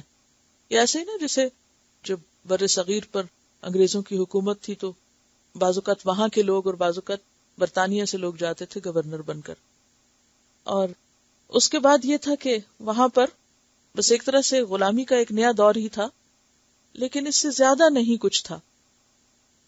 اب ہوا یہ کہ یہود نے اس چیز کو ایک دوسری قوم کی جو حکومت تھی یا اس کے ماتحت آنے کو اپنی ذلت سمجھا اور ان کے خلاف بغاوت شروع کر دی. اب ہوا یہ کہ ان کے اندر ایسے شاعر اور ایسے قصہ گو خطیب اور ایسے لوگ پیدا ہوئے کہ جنہوں نے قوم کو خوب بھڑکایا اور کیا کہا کہ یہ تمہارے ساتھ بہت زیادتی ہے اور ظلم ہے کہ تمہارے اوپر ایک غیر قوم نے قبضہ کر لیا ہے. ان کے جو پیغمبر تھے اس وقت کے، جن کا نام یرمیاہ بتایا جاتا ہے، انہوں نے کہا کہ یہ سب جھوٹے لیڈر ہیں اور تمہیں اس وقت فریب دے رہے ہیں، تم ان کی باتوں میں نہ آؤ، اور جو تمہاری اس وقت کمزوری کی حالت ہے اور آپس میں ظلم اور فساد اور جھگڑوں کی جو صورتحال ہے، اس صورتحال میں تم بابل کے بادشاہ کا مقابلہ نہیں کر سکتے، تو صبر سے بیٹھو. اب لیکن لوگ نہیں مانے، انہوں نے کہا یہ تو ہو ہی نہیں سکتا، ہم تو مقابلہ کریں گے. اب آپ دیکھیے کہ مکہ کے دور میں مسلمان جب کمزور تھے تو انہوں نے کیا کیا؟ کل ہم نے کیا پڑھا؟ بار بار کس چیز کی تلقین تھی؟ صبر کرو، اللہ کی مدد آتی ہے تقوی اور احسان کے ساتھ. اور نبی صلی اللہ علیہ وسلم کی قیادت میں مسلمانوں نے صبر کیا، حد درجہ کے ظلم و ستم ہوئے لیکن کسی نے کوئی جوابی کارروائی نہیں کی. تو جب ایک قوم کمزوری کی حالت میں ہوتی ہے اور اپنی کوتاہیوں کی وجہ سے ذلت کا شکار ہوتی تو اس ذلت سے نکلنے کا طریقہ صرف نعرے بازی نہیں ہوا کرتا، صرف احتجاج سے کوئی کامیابی حاصل نہیں ہو سکتی، اور نہ ہی کسی نسلی فخر اور قومی فخر کے ذریعے کوئی قوم کامیاب ہو سکتی. اس دنیا کے لیے اللہ نے ایک قانون بنایا، اور قانون یہ ہے کہ جو کام کرے گا، جو محنت کرے گا، جو اپنے کاموں میں سچا ہوگا، وہ دنیاوی اعتبار سے خواہ وہ کوئی ایمان رکھتا ہے یا نہیں، وہ کامیاب ہوگا. لیکن جو ظلم و ستم کرے گا، فساد کرے گا، تو خواہ وہ کوئی سو کالڈ مسلمان ہی کیوں نہ ہو، وہ کامیاب نہیں ہو سکتا. کیونکہ کامیابی کے لیے اللہ نے کچھ شرائط رکھی جو کل ہی آپ پڑھ چکے. حضرت یوسف علیہ السلام کے واقعے میں آپ نے کیا پڑھا؟ انہ من یتقی ویصبر، جو تقوی اور صبر اختیار کرتا ہے تو اللہ محسنین کا اجر نہیں مارتا. اور کل کیا پڑھا کہ ان اللہ مع الذین اتقوا والذین هم محسنون، اور 4 دفعہ صبر کی تلقین. بہرحال پیغمبر نے اپنی قوم کو صبر کی تلقین کی کہ اب جو ہونا تھا ہو گیا، اب تم اپنے اعمال کی اصلاح کرو. لیکن لوگوں نے پیغمبر کی بات نہیں مانی اور ایسے لوگوں کی باتوں میں آ گئے، ایسے لیڈرز کی باتوں میں آ گئے جنہوں نے ان کو بخت نصر کے خلاف بھڑکایا اور کہا کہ ہم تمہاری بالادستی کو تسلیم نہیں کرتے. بہرحال اب کیا ہوا کہ انہوں نے اس کے خلاف بغاوت کر دی کہ ہم تمہاری حکومت نہیں مانتے. نتیجہ کیا ہوا کہ بادشاہ سخت غضبناک ہوا. اس نے آ کر ان پر حملہ کیا اور ان کو مکمل شکست ہوئی.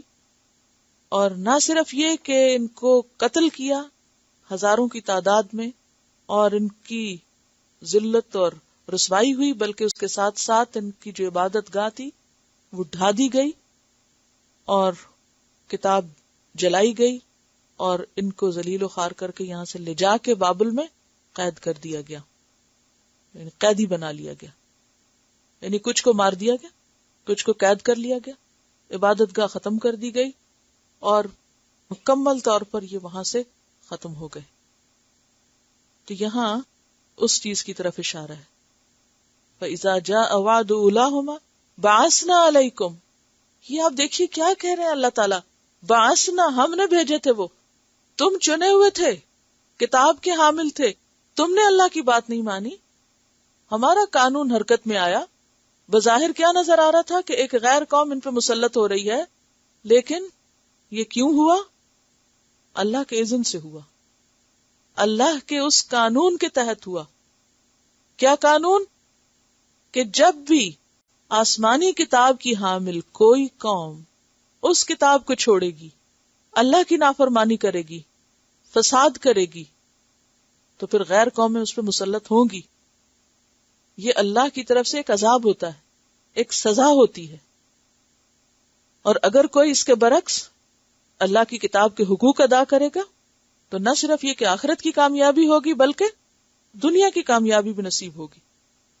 ورنہ تمہیں جابر قوموں کے حوالے کر دیا جائے گا، جابر قوموں کے حوالے کر دیا جائے گا.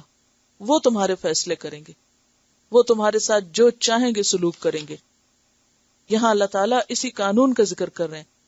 فَإِذَا جَاءَ وَعْدُ أُولَاهُمَا بَعَثْنَا عَلَيْكُمْ عِبَادًا لَنَا، عبادنا نہیں کہا، عبادًا لَنَا أُولِي بَأْسٍ شَدِيدٍ فَجَاسُوا خِلَالَ الدِّيَارِ وَكَانَ وَعْدًا مَفْعُولًا. کتنی ملتی ہے ہماری تاریخ، لیکن ہم بھی سمجھتے نہیں. ہم صرف احتجاج کرنا جانتے ہیں، ہم صرف غصے کا اظہار کرنا جانتے ہیں، ہم کوئی کام کرنا نہیں جانتے. اب بھی ہم میں سے کوئی کتاب کی طرف رجوع کرنے کو تیار نہیں، اپنی غلطیاں دیکھنے کو تیار نہیں، اپنی اصلاح کرنے کو تیار نہیں. اپنے اندر بہن بھائیوں، رشتہ داروں، خاندانوں، مسلمان کمیونٹی کے اندر اتفاق، اتحاد اور محبت کی طرف کوئی توجہ نہیں. مسجد سے جھگڑتی ہے، ایک گروہ دوسرے گروہ سے، ایک فرقہ دوسرے سے، وہ اس کو لان تان کر رہا ہے، وہ اس کو کر رہا ہے. آپس میں کوئی یونٹی نہیں، کوئی سے نہیں، کوئی آواز نہیں. یہ سب کیا ہے؟ دراصل اللہ کا عذاب ہے. کس چیز کا؟ اس کتاب کو چھوڑنے. کیونکہ یہ کتاب بندوں کے درمیان اتحاد پیدا کرتی. کتاب کو پشت پیچھے پھینک کر ہم کیا سمجھتے ہیں کہ شاید اس کے ساتھ مل کے یا اس کے ساتھ مل کے ہمیں دنیا میں عزت اور طاقت مل جائے، تو جو محال ہے.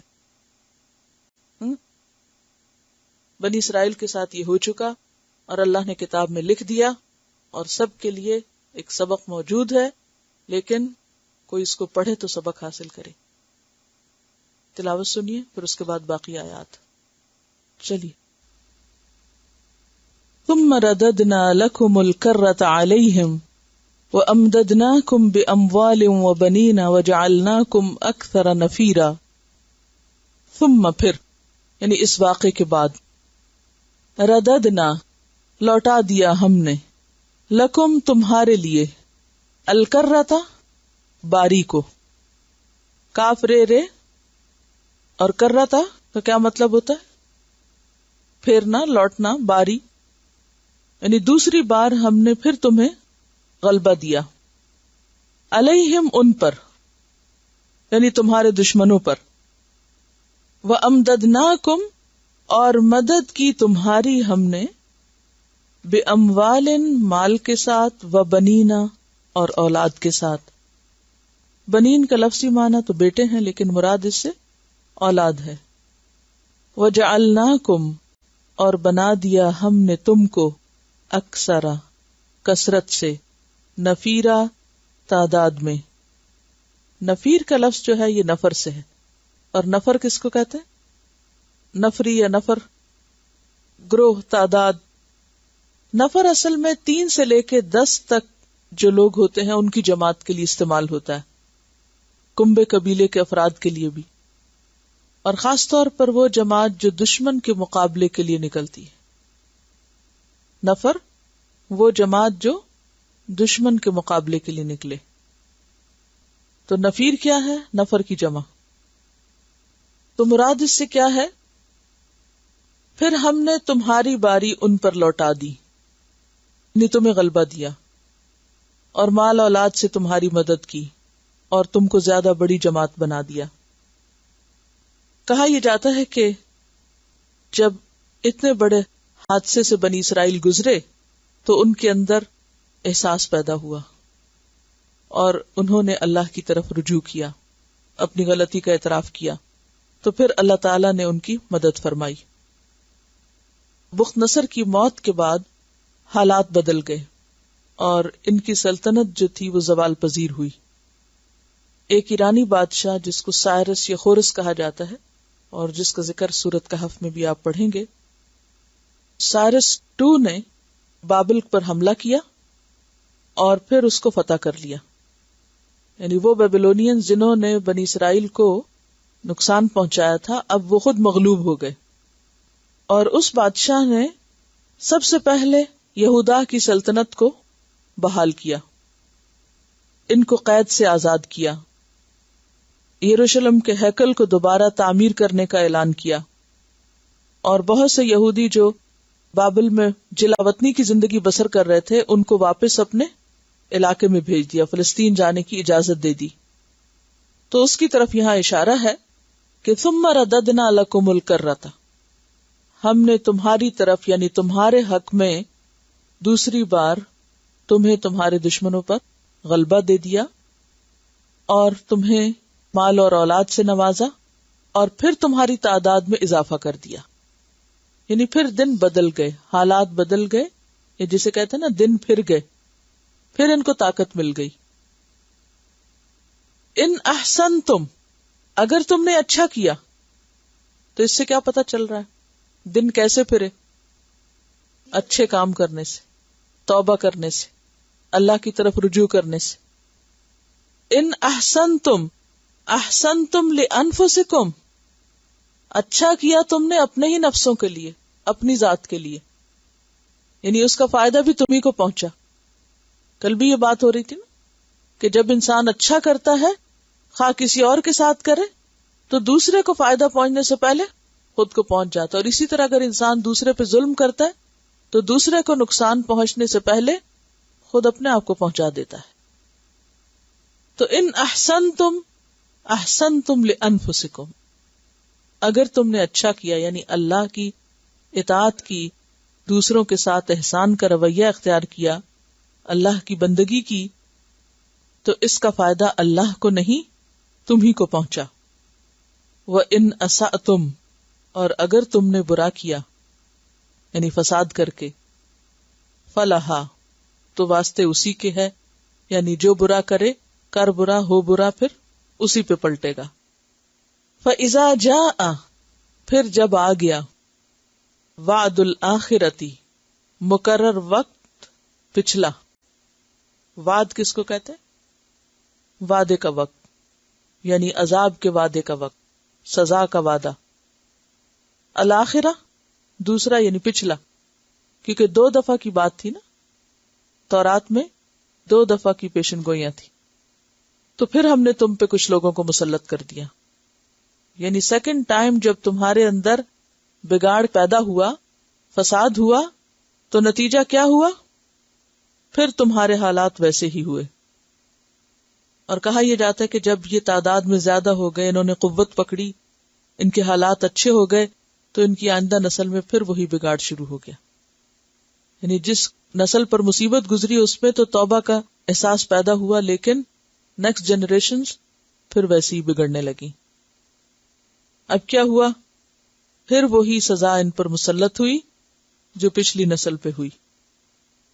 اس دوران حضرت یحییٰ علیہ السلام پیدا ہوئے، حضرت عیسیٰ علیہ السلام پیدا ہوئے، لیکن انہوں نے حضرت یحییٰ علیہ السلام اور حضرت عیسیٰ علیہ السلام کے ساتھ جو سلوک کیا اس کی تفصیل بھی آپ پڑھ چکے ہیں۔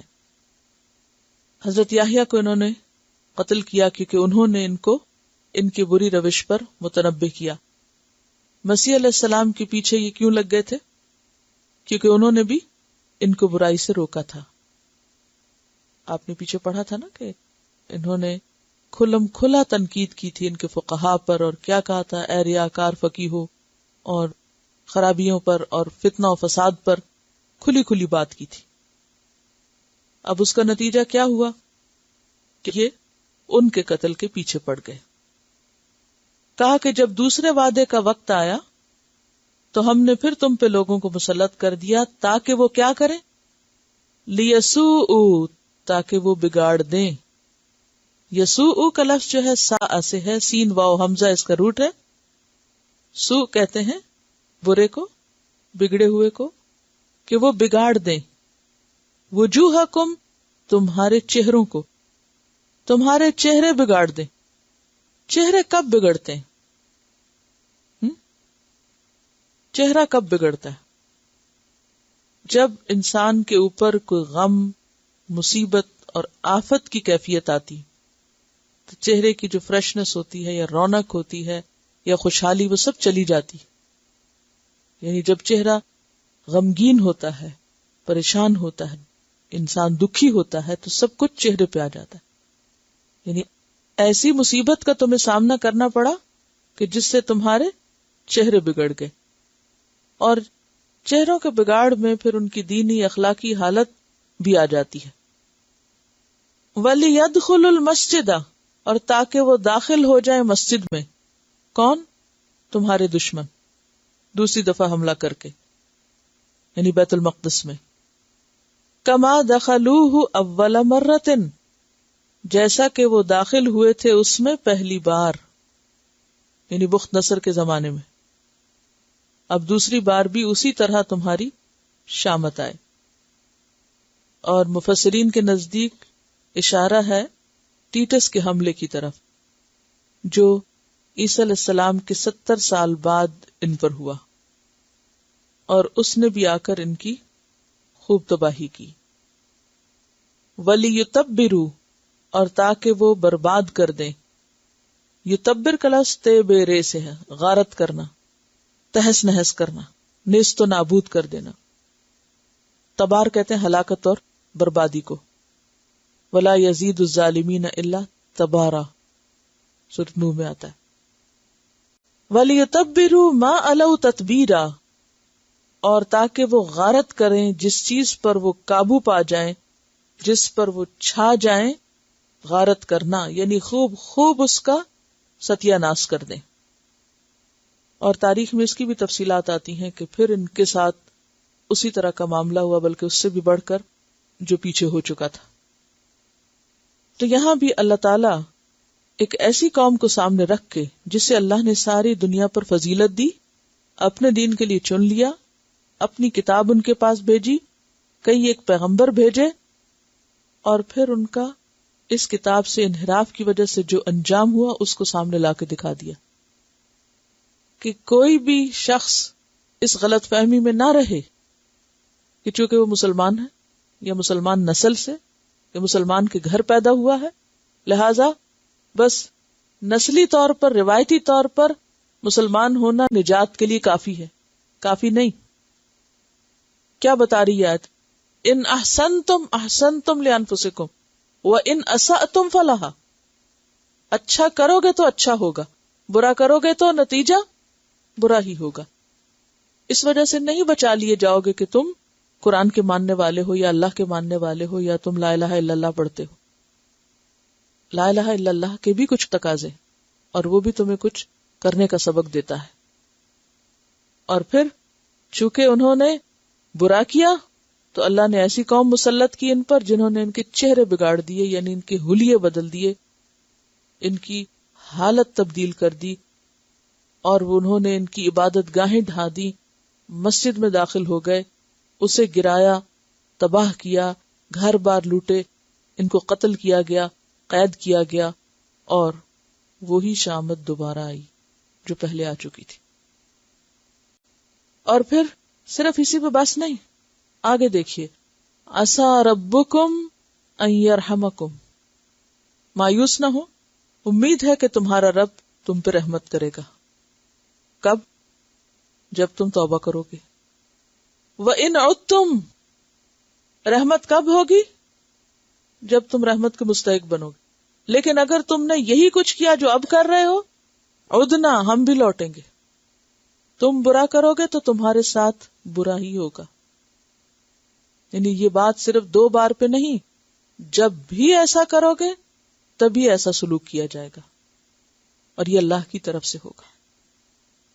وَجَعَلْنَا جَهَنَّمَ لِلْكَافِرِينَ حَصِيرًا، اور بنا دیا ہم نے جہنم کو کافروں کے لیے قید خانہ. حصیر کا لفظ جو ہے یہ حصر سے ہے صادرے. اور حصر کس کو کہتے ہیں؟ گھیرنے کو. یہ جو بار بار میں آپ کو کہتے ہیں نا کلمہ حصر ہے انما کے لیے، یعنی وہ گھیرا. حصار کا لفظ بھی پڑا ہوگا، محاصرہ. ٹھیک ہے، تو جہنم کیا ہے؟ محاصرہ کرنے والی، یعنی گھیر لینے والی. حصرہ ہوتا ہے کسی چیز کو چاروں طرف سے گھیر لینا، اور حصیر قید کرنے کی جگہ، قید خانہ. اور بنا رکھا ہے ہم نے جہنم کو کافروں کے لیے قید خانہ، کہ جو اسی حال میں پھر دنیا سے جائیں ان کے لیے آگے بھی ایک سزا ہے. جیسے سورۃ الاعراف میں آپ نے پڑھا، لَهُم مِّن جَهَنَّمَ مِہَادٌ وَمِن فَوْقِهِمْ غَوَاشٍ، نیچے بھی جہنم کا ٹھکانہ ہوگا اور اوپر سے بھی وہ ڈھانپے ہوئے ہوگی. ایک اور جگہ پر آتا ہے وَإِذَا أُلْقُوا مِنْهَا مَكَانًا ضَيِّقًا دَعُوا هُنَالِكَ ثُبُورًا، کہ جب وہاں وہ تنگ جگہ ٹھونسے جائیں گے، جکڑے ہوئے، تو وہ اپنی ہلاکت کی دعائیں کریں گے لیکن مر نہ سکیں گے.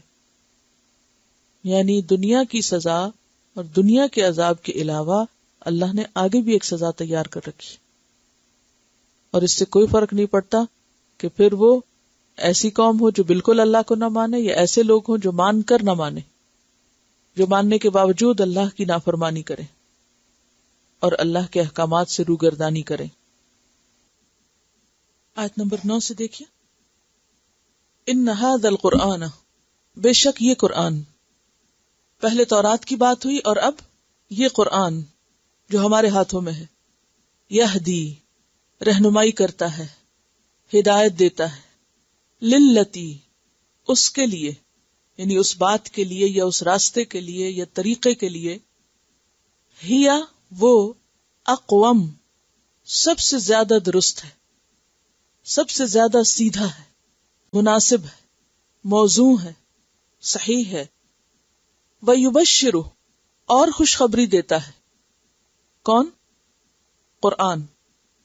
کس کو؟ المؤمنین، ان مومنوں کو، الذین، وہ جو، یعملون الصالحات، اچھے عمل کرتے ہیں. سب کو نہیں، وہ جو اچھے عمل کرتے ہیں، نیک عمل کرتے ہیں. اور نیک عمل یعنی اس کتاب کے مطابق.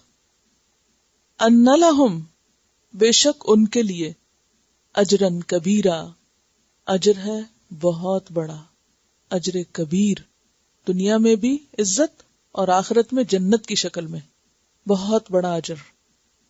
لیکن اگر عمل نہ ہوئے تو محض اس کتاب کی محبت اور محض اس کتاب کو مان لینا زیادہ فائدہ نہ دے گا. تو پتہ یہ چلتا ہے کہ صراط مستقیم، ہدایت کا راستہ، سب سے صحیح راستہ، درست راستہ اگر کوئی اختیار کرنا چاہے تو اس کے لیے لازم ہے کہ پھر اس قرآن کو پڑھے، اس قرآن سے سبق حاصل کرے.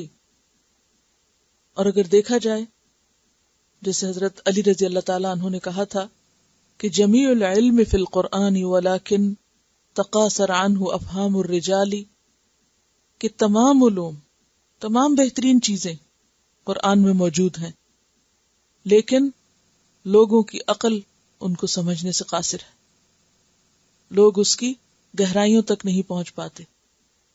یہ ایک سمندر ہے جیسے سمندر کی ایک اوپر کی سطح ہوتی ہے، پھر اس کے آگے کی، پھر اس کے آگے کی، اور پھر اس کی گہرائیاں. ابھی تک انسان سمندر کی گہرائیوں تک پوری طرح نہیں پہنچ سکے. تو اسی طرح اس کتاب کے اندر جو گہرائیاں ہیں، جو حکمت ہے، اور جس طرح یہ انسانوں کے مسائل کو حل کرنے کی اپنے اندر صلاحیت رکھتی ہے، وہ بے مثال ہے. یہ تو بہت کچھ دیتی ہے، لیکن ہم نے اس پر عقل استعمال جو نہیں کی، ہم نے اس پر وقت جو نہیں لگایا، ہم نے اس سے فائدہ نہیں اٹھایا. یہ تو ہم میں سے ہر ایک کے پاس ایک پورا خزانہ ہے، ایک سمندر ہے جو آپ کے ہاتھوں میں ہے، لیکن ہم نے اس کو صرف اوپر سے دیکھ لیا.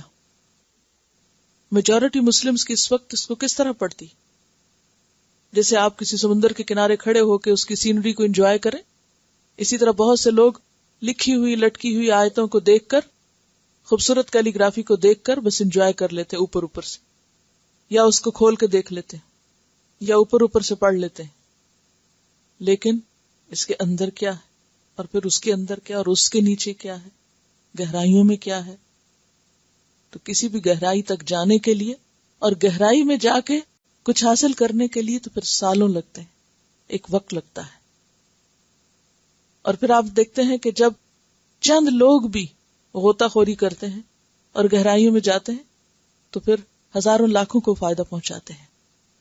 تو ان ھذا القرآن یہدی للتی ہی اقوم، یہ قرآن رہنمائی کرتا ہے اس طریقے کی جو سب سے زیادہ درست ہے. اور اس میں آپ دیکھیے کہ زندگی سے متعلق جتنی بھی چیزیں، جو کچھ بھی، خواہ وہ ہماری انڈیویجول لائف ہے، انفرادی زندگی، یا اجتماعی زندگی، معاشرتی زندگی، یا معاشی زندگی، اخلاقی زندگی یا سیاسی زندگی، ہر پہلو کے بارے میں اس میں بہترین رہنمائی موجود ہے، افراد کے لیے بھی، اقوام کے لیے بھی. اور پھر آپ دیکھیے کہ بہترین کلمہ جس کی طرف قرآن نے بلایا وہ کیا ہے؟ اللہ کی معرفت، لا الہ الا اللہ، توحید کی دعوت. تو جو شخص اس کتاب کو پڑھتا ہے وہ دراصل کیا پا لیتا ہے؟ اپنے رب کی معرفت. وَلَكِنْ كُونُوا رَبَّانِيِّينَ بِمَا كُنْتُمْ تُعَلِّمُونَ الْكِتَابَ وَبِمَا كُنْتُمْ تَدْرُسُونَ. اس کے پڑھنے اور پڑھانے کی وجہ سے تم کیا بنو گے؟ ربانی بنو گے، بلکہ بننا چاہیے. یعنی اصل چیز کیا ہے کہ انسان اپنا مقام پہچانے اور اپنے رب کا مقام پہچانے، اور اس مقام کو پہچان کر پھر اس کی فرما برداری کرے. اور اگر آپ پورے قرآن پاک کا مطالعہ کریں تو آپ دیکھیں گے کہ اس کے سارے احکامات جو ہیں وہ دراصل ہمیں کس طرف لے جاتے ہیں؟ اللہ کی طرف. اور اللہ کی طرف جانے میں اللہ کا کوئی فائدہ نہیں.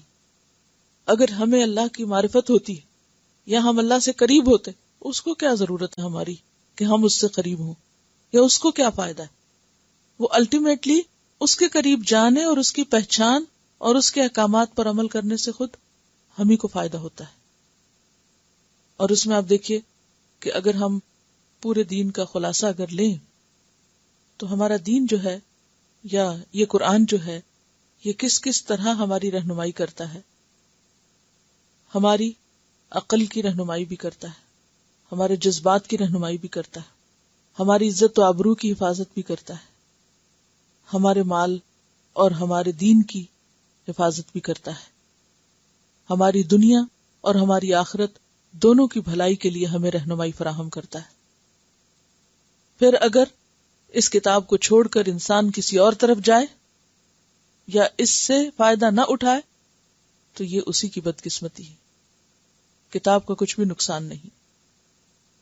جیسے ایک حدیث میں بھی آتا ہے کہ اللہ اس کتاب کے ذریعے بہت سے لوگوں کو عزت عطا کرتا ہے.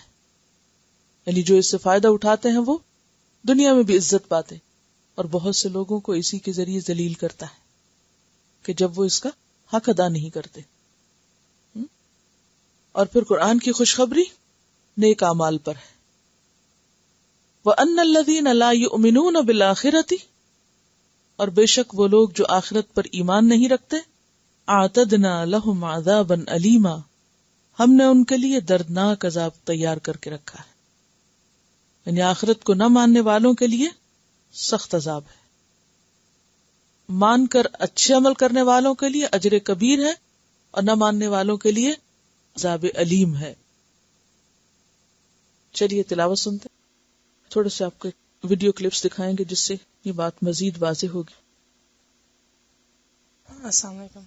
This is a movie called Schindler's List. It's about the one man who was a German who saved about well over 2,000-3,000 Jews by buying them as slaves. So this is a huge director from the States. His name is Steven Spielberg. Everybody's watched his films. We're going to watch some interviews of the people who have survived from the Holocaust. These are all people from the Holocaust. And the reason why we wanted to show it is for you to listen really carefully and listen to their attitude towards what happened, who they feel that saved them. That's another point. And also what their situation was when the Holocaust came to them.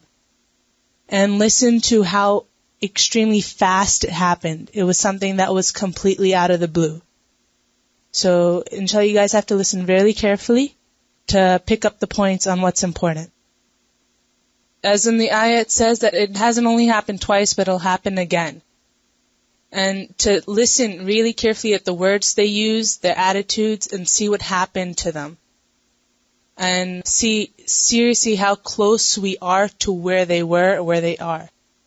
We're not very far at all. So please listen really carefully. It changed the course of my life because in telling the story of Oskar Schindler, I came to understand how one person, not an army, but one person, can make a difference. You're about to meet some remarkable people, men and women, who are doing just that. They are Holocaust survivors who have shared their stories with us as survivors of the Shoah Visual History Foundation. After meeting quite a few survivors during the making of Schindler's List, I became convinced that archiving their testimonies was the single most important thing we could do to work against the kind of hatred and ignorance that spawned the Holocaust. So in a moment, you'll hear some of their stories, and I believe you'll find the experience as powerful, perhaps more so, than any film. These accounts show us how ordinary men and women can transcend circumstance and become extraordinary. How victims can, with courage and fortitude, become victors.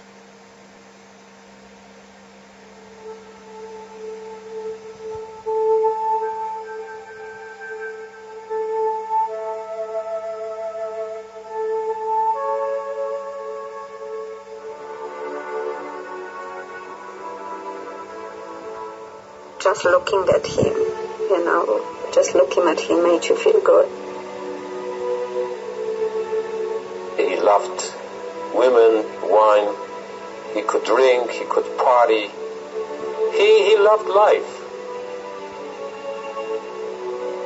He was a charming man. See, he was using a lot of aftershave. When he passed by, 5 minutes after he passed by. Schindler was a chance taker.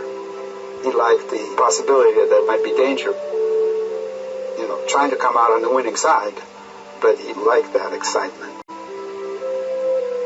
Schindler was not an angel in dealing with black marketeering. He didn't mind taking bribes and giving bribes, but he did a wonderful thing. He was life. He was maybe future. He was God for us.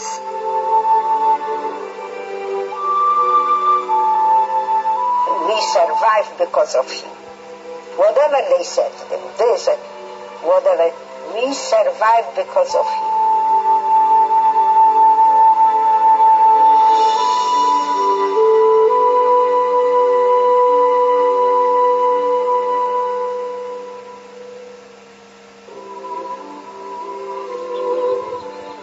I was born in Kraków, Poland, the most beautiful town in Poland, over 1,000 years old.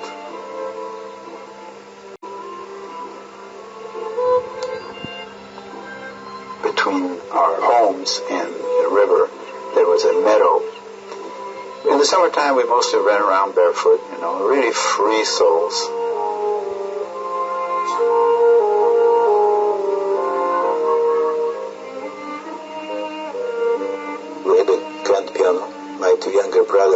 sat on the piano and under the piano, getting musical background.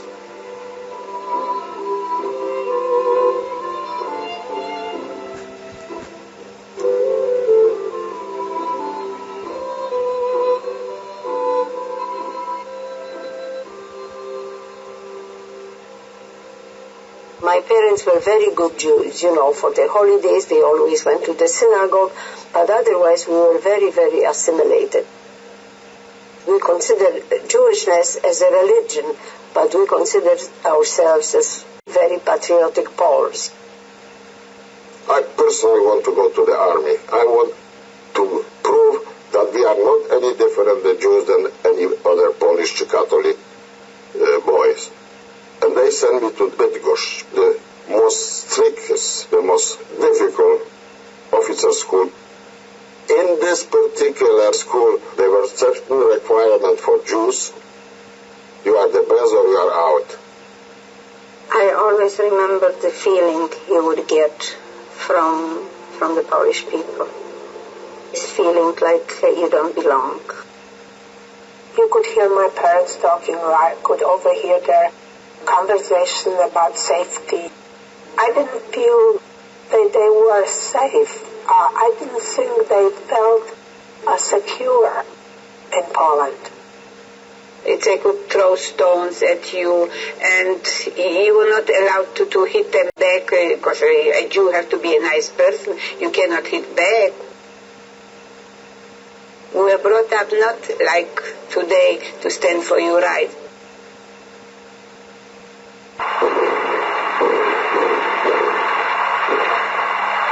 In 1937, I remember hearing talk about Hitler.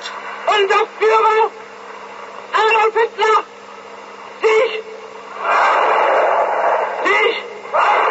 Something was ominous because everybody was concerned. The older people were concerned and talked in hushed tones, and listened to the foreign broadcasts on the Telefunken radio. The Kristallnacht was an orchestrated riot instigated by the Nazi government. They encouraged people to demolish Jewish property and mistreat Jews on the streets. It was definitely organized by the Nazis.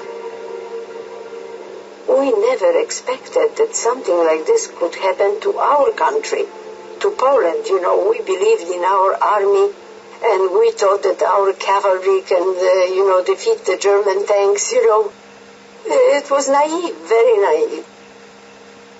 In 1939, I got the order to go immediately to my unit, what was 200 kilometers away from Krakow. And I arrived at Friday morning, about 4 o'clock in the morning. 6 o'clock, the war started.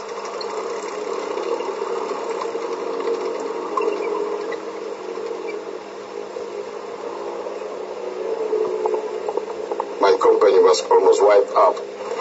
I took in 240 soldiers, I took out 45, that's all. The rest all got killed or wounded.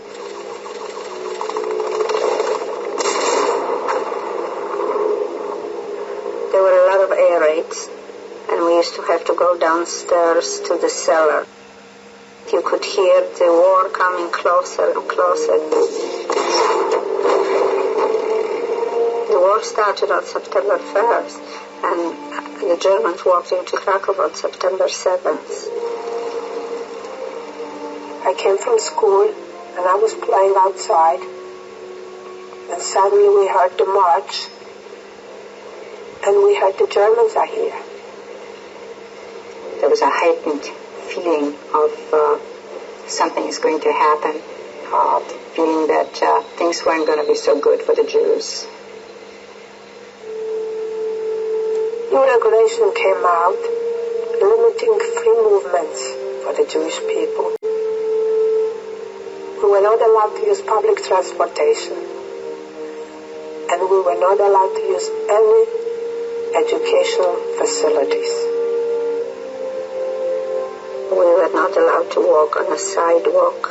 When you saw a German soldier walk, you had to step off the sidewalk.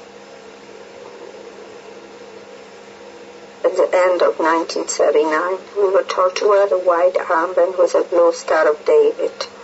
I felt very scared because we were marked. The grown-ups were wearing them, and it was taken as, well, the war isn't going to go very much longer, and so we Jews have to wear armbands, so that's okay. I saw the Germans rounding up the Hasidic Jews on the old part of town. Whoever was with beard, so they were going, cutting off the beards, cutting off the payers, and hitting, spitting, and knifing. And then they would take them away. The families, lots of families just were destroyed. My father had always been a very... The rest is all detail. That's more details. السلام علیکم. اس کا اردو میں تھوڑا سا brief ترجمہ کر دیتے ہیں کہ اس میں بتایا ہوا ہے کہ کس طرح پولینڈ ایک یورپ میں ملک ہے، وہاں پر جوز کی پاپولیشن کافی زیادہ تھی. تو یہاں پر جیسے ایک خاتون بول رہی تھی کہ ہماری فیملی جو تھی وہ بہت ہی لبرل قسم کی، ایک طرح سے ہم جیسے کہتے ہیں کہ آج کل جس طرح مسلمان رہتے ہیں کہ ہم لوگ ہولی ڈیز پر، جس دن جیسے کوئی میجر دن ہے اس دن سینگوگ چلے گئے، اس طرح کی سیلیبریشنز تو کی تھی، مگر اس کے علاوہ اور کچھ نہیں تھا. جس طرح ایک اور جو شخص کہہ رہے تھے کہ میں جو تھا بہت انٹرسٹ تھا کہ آرمی میں جاؤں. تو اس طرح سے لوگ بہت ہی، جس طرح نے کہا کہ پیٹریوٹک پولش تھے، کہ بہت ہی ملک سے وفادار قسم کے لوگ تھے. دین جو ہے ایک طرف تھا اور اپنی دنیا ایک طرف تھی. اور اسی حالت میں ایک دم سے کہتے ہیں کہ فیلنگ آنے لگی کہ ہم لوگوں کو کہ وی ڈونٹ بلونگ ہیئر، کہ ہم لوگ یہاں پر نہیں ہے ویلکم، ہماری یہ جگہ نہیں ہے. اور اسی طرح بہت سے انسیکیورٹی آنے لگی کہ ہم لوگ یہاں پر سیف نہیں ہیں، ہمیں کوئی خطرہ ہے یہاں پر، کیونکہ دوسرے لوگ جب ڈسٹنس رکھنے لگے کہ یا دوسری نظر سے دیکھنے لگے کہ آپ ہماری قوم میں سے نہیں ہیں، آپ ہم میں سے نہیں ہیں، اس طرح کی فیلنگ آنے لگی.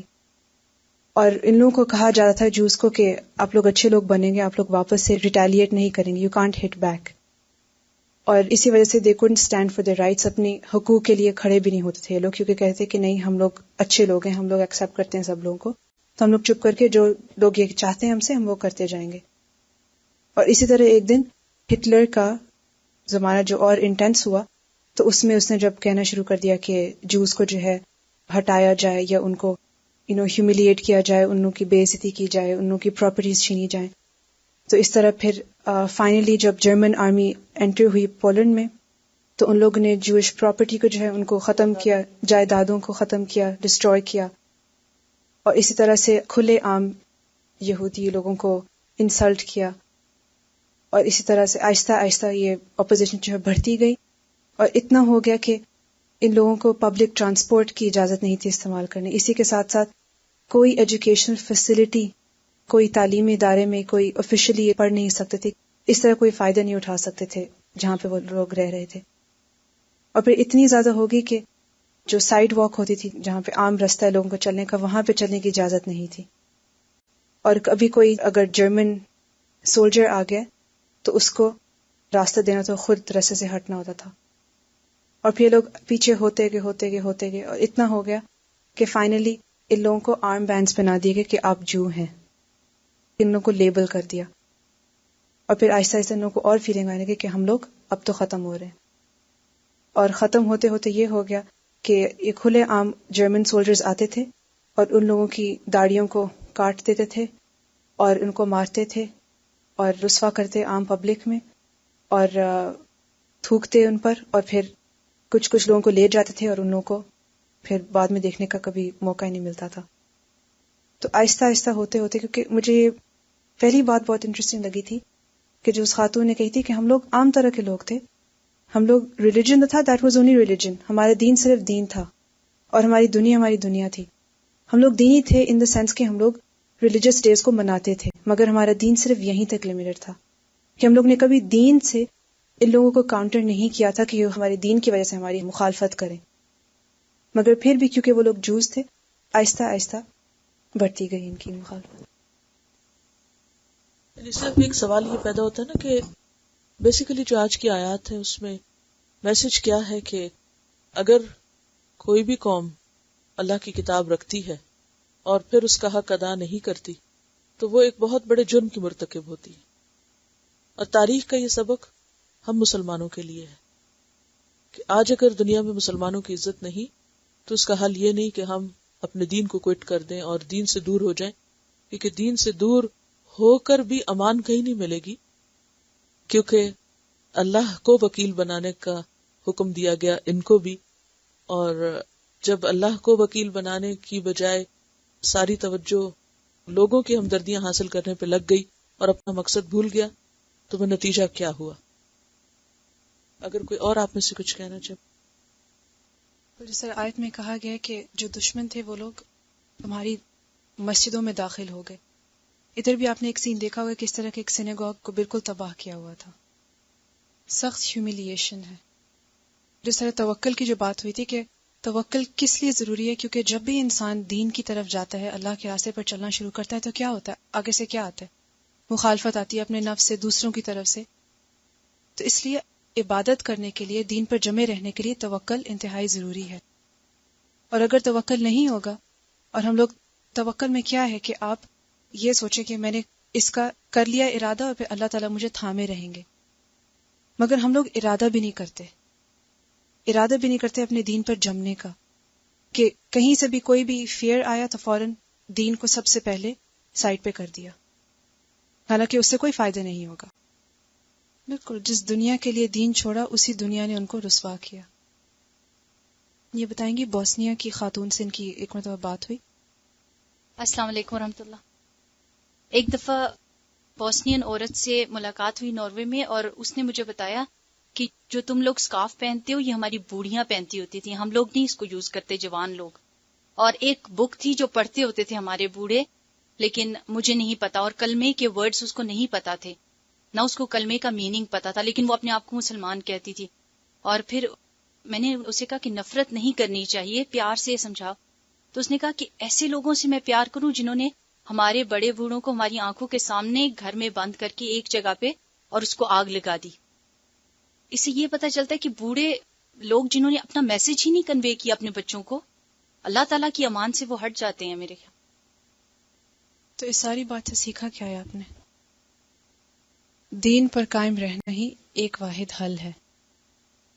اس سے اگر ہم ہٹیں گے یا اس سے پیچھے ہٹیں گے یا اس کو سمجھیں گے بہت مشکل ہے، تو پھر ہم لوگ خود ہی پہلے سے ڈیفیٹ کو یا اپنی ہار کو ایڈمٹ کر رہے ہیں.